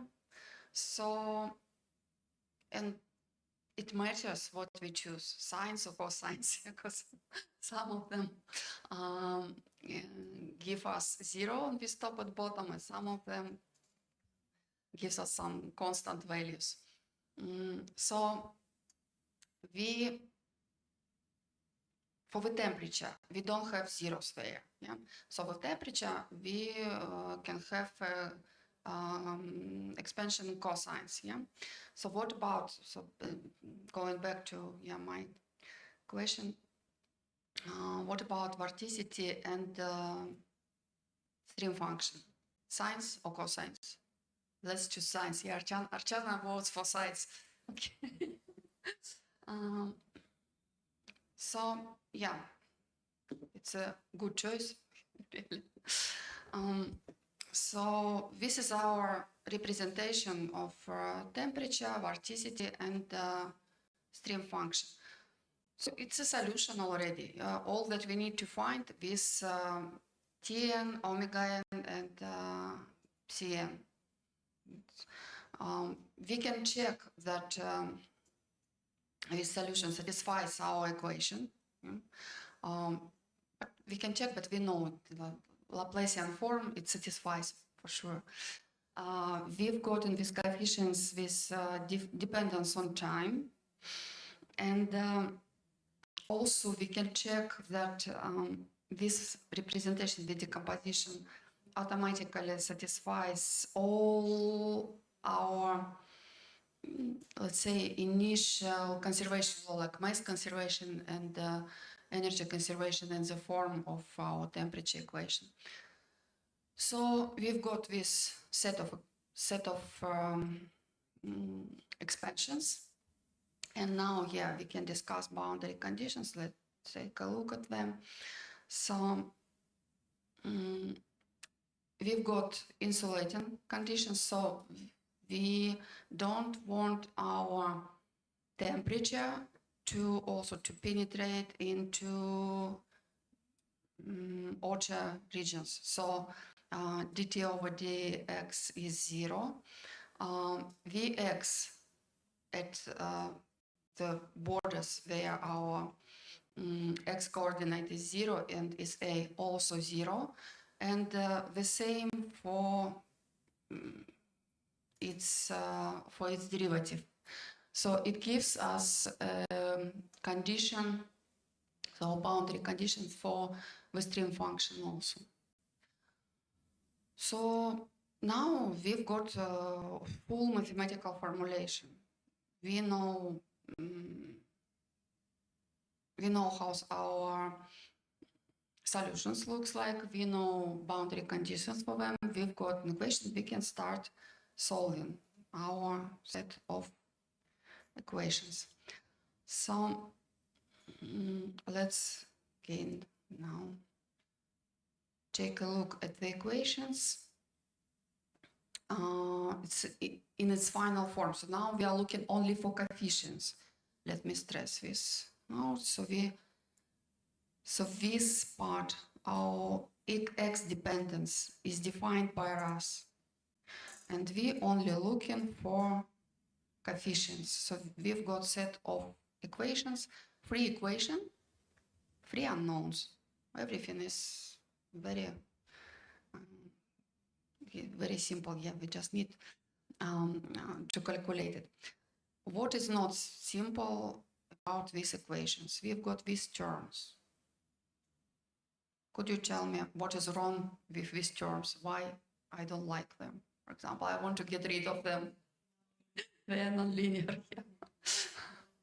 Nobody likes nonlinear terms. And yeah, of course, also for those who work in numerical methods, it's not a problem. Nonlinear,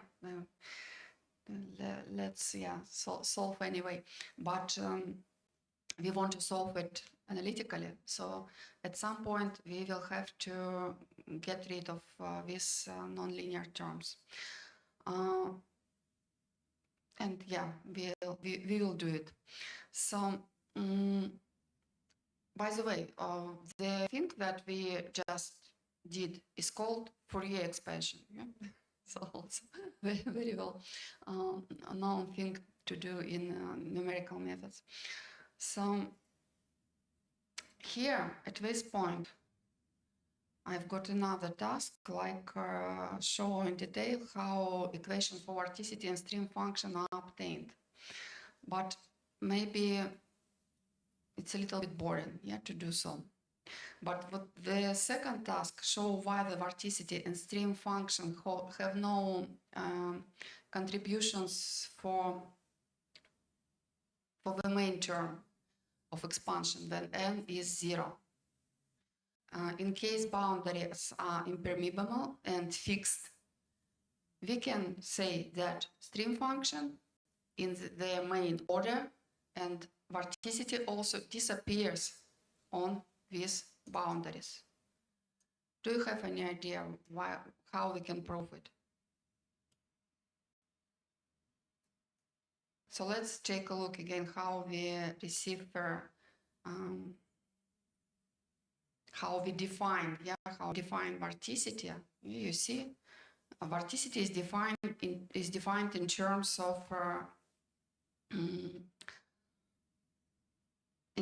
of velocity components. We've got two velocity components, Vx, Vz, yeah, here. And stream function also. It's kind of vice versa, but still we define this Vx and Vz in terms of stream function. So both vorticity and stream function is defined via Vx and Vz. So if we know anything about these components of the boundary, we can find the answer for this question, that vorticity and stream functions have no n equals 0 contributions. Then boundaries are impermeable. Impermeable means that these derivatives are zero.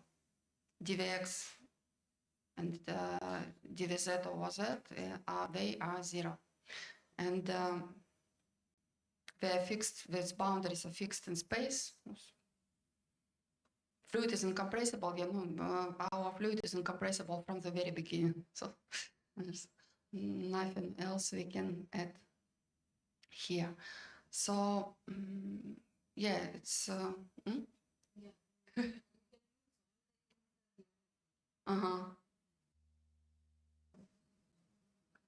So can we try to prove?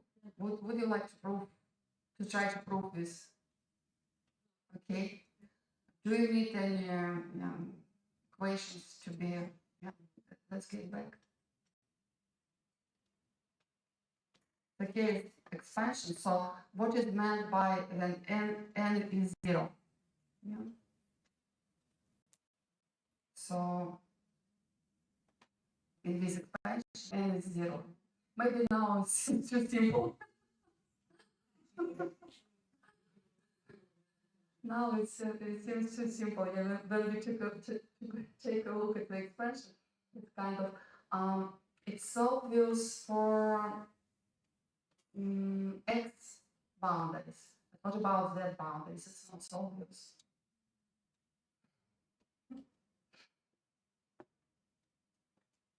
Maybe. No, it's also obvious. Obvious. Wondered. Okay.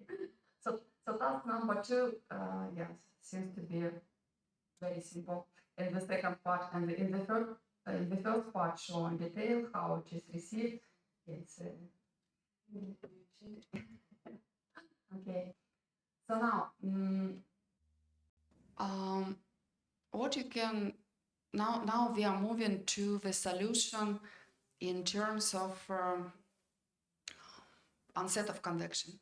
So we are looking for the onset of convection, but before, so it's a disturbance, yeah, it's a fluctuation. We've got some steady solution, and then suddenly we change some parameters, and convection appears. So we need to find this steady solution, non-convective solution first. Yeah. Okay. Let's try to do this also. So it's of course our choice, by the way. So we won't also try to do anything complicated. We say we want to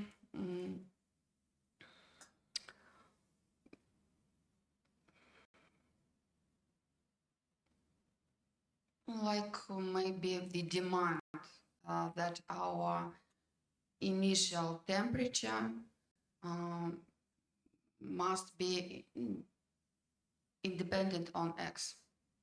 So not to complicate our task, just like this. And in this case, for this reference state temperature, we receive very simple differential equation. We solve it. We can find this reference state temperature. We can find its derivative in that. So it's kind of a background distribution before we apply any fluctuations to our system. So let me repeat, yeah, we consider this temperature to be prescribed. And in this case, we need to choose also this maybe a prescribed solution. And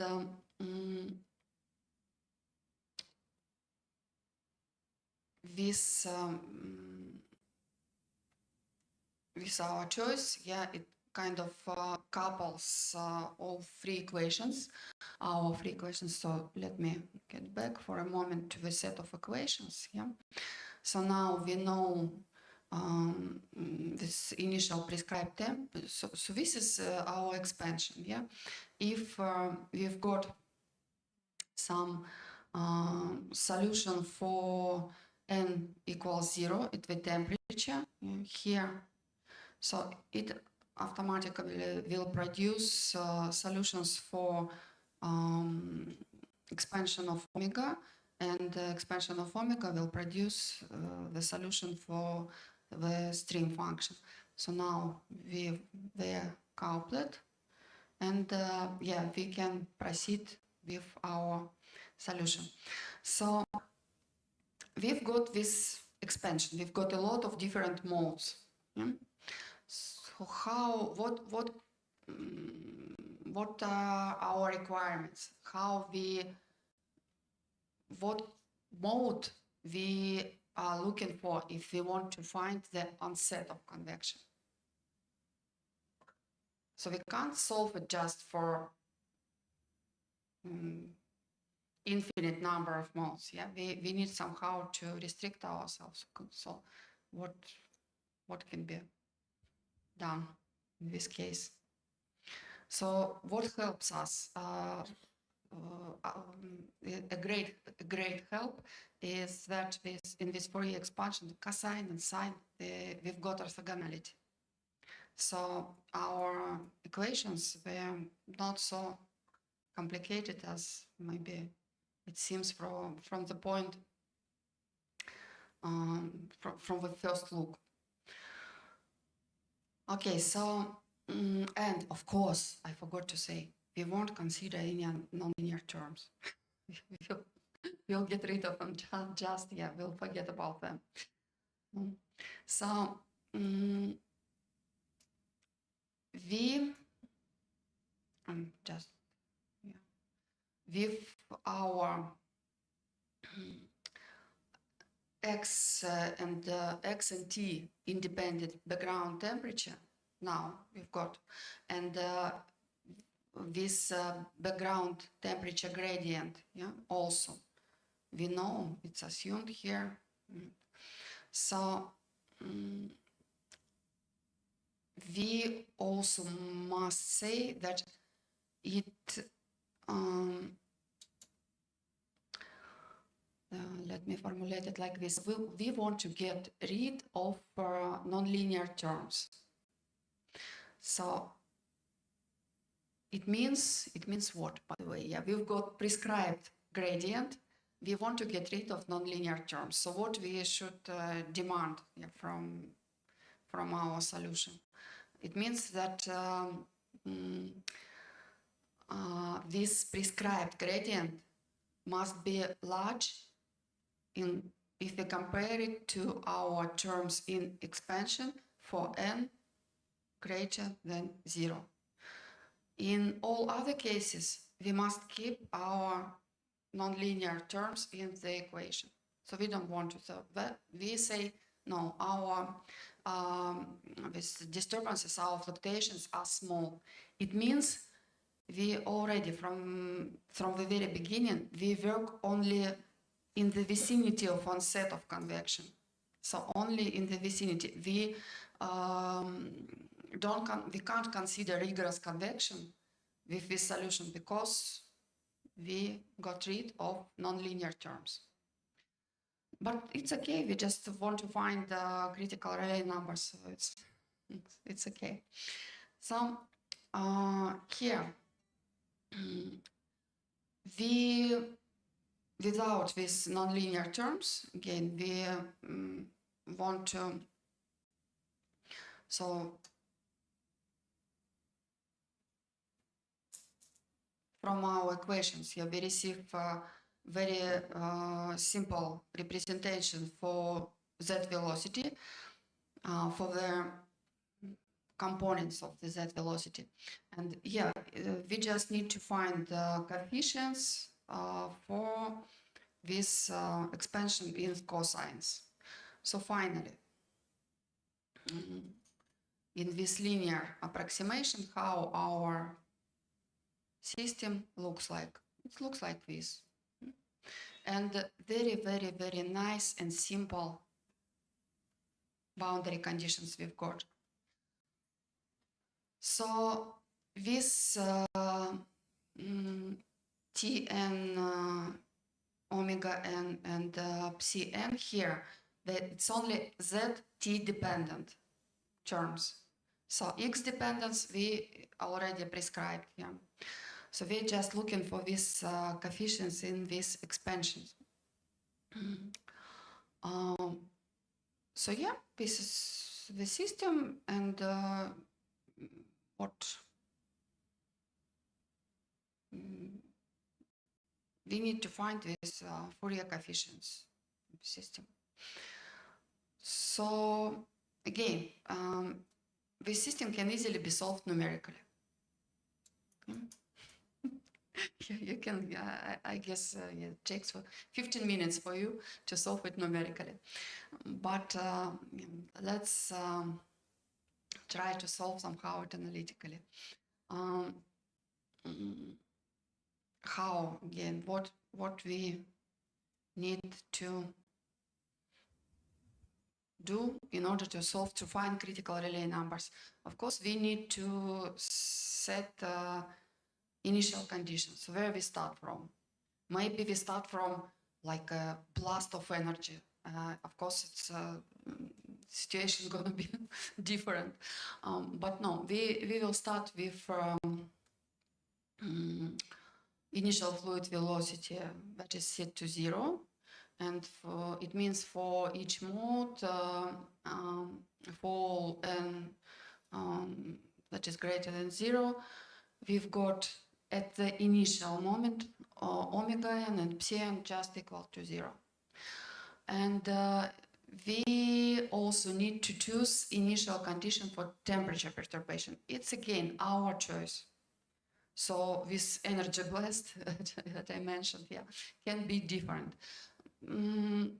We operate here with harmonical functions, but so that's kind of also natural choice for initial conditions for temperature distribution. The temperature, this temperature here, so T0 is our prescribed initial temperature. Tn, it's our perturbation. It's our initial perturbation. And we choose it in the form of sine. So that's practically all. Yeah, we've got this again set of equations. We are looking for the solution. Now you see what changes here. We are looking for the coefficient. Later we'll take these coefficients, multiply it by cosines dependence on x, and that's going to be our final solution. Here we define this dependence on sines again, and only these coefficients are left. They are time dependent. They depend only on time, not on coordinates. So we know that all three of these variables, Tn, omega n, and psi n, they vanishes at boundaries. So that's why we choose sinuses. Again, everything is very simple. So our solution is almost defined. The last question, what condition we should apply to find critical relay numbers, not any relay numbers, critical relay numbers. So we are, for what mode of this expansion we are looking for to define this marginal situation. Here no convection, here convection. So we are looking for the modes that neither grow nor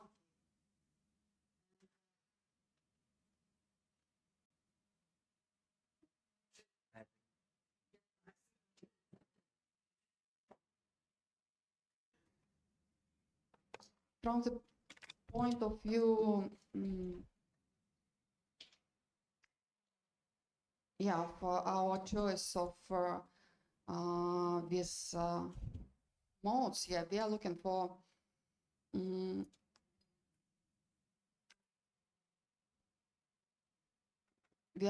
modes that neither growth nor decay. So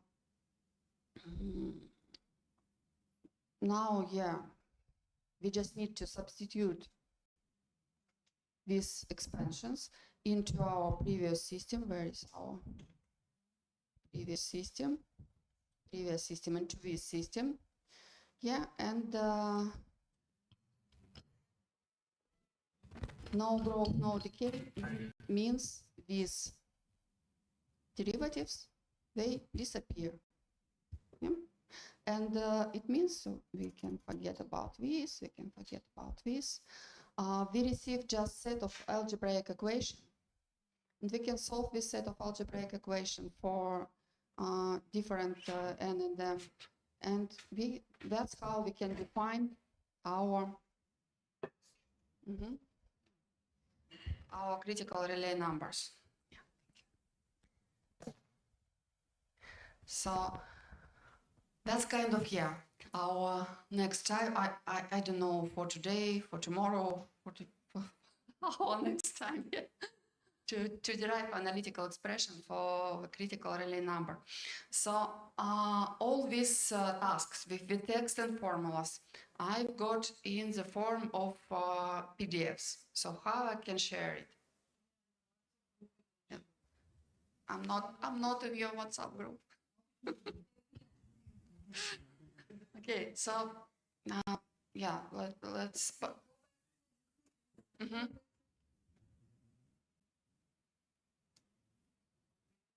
Mm-hmm. Mm-hmm. Ah,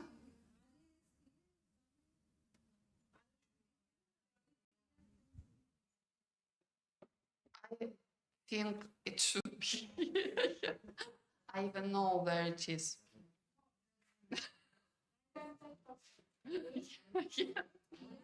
Yeah, you see there A. There should be array. Because, yeah. R disappears. Yeah. So please, yeah, in the set of equation 8, please, yeah. Yeah, here.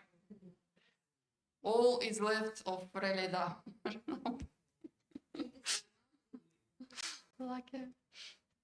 Okay, so yeah, let me share these tasks with you.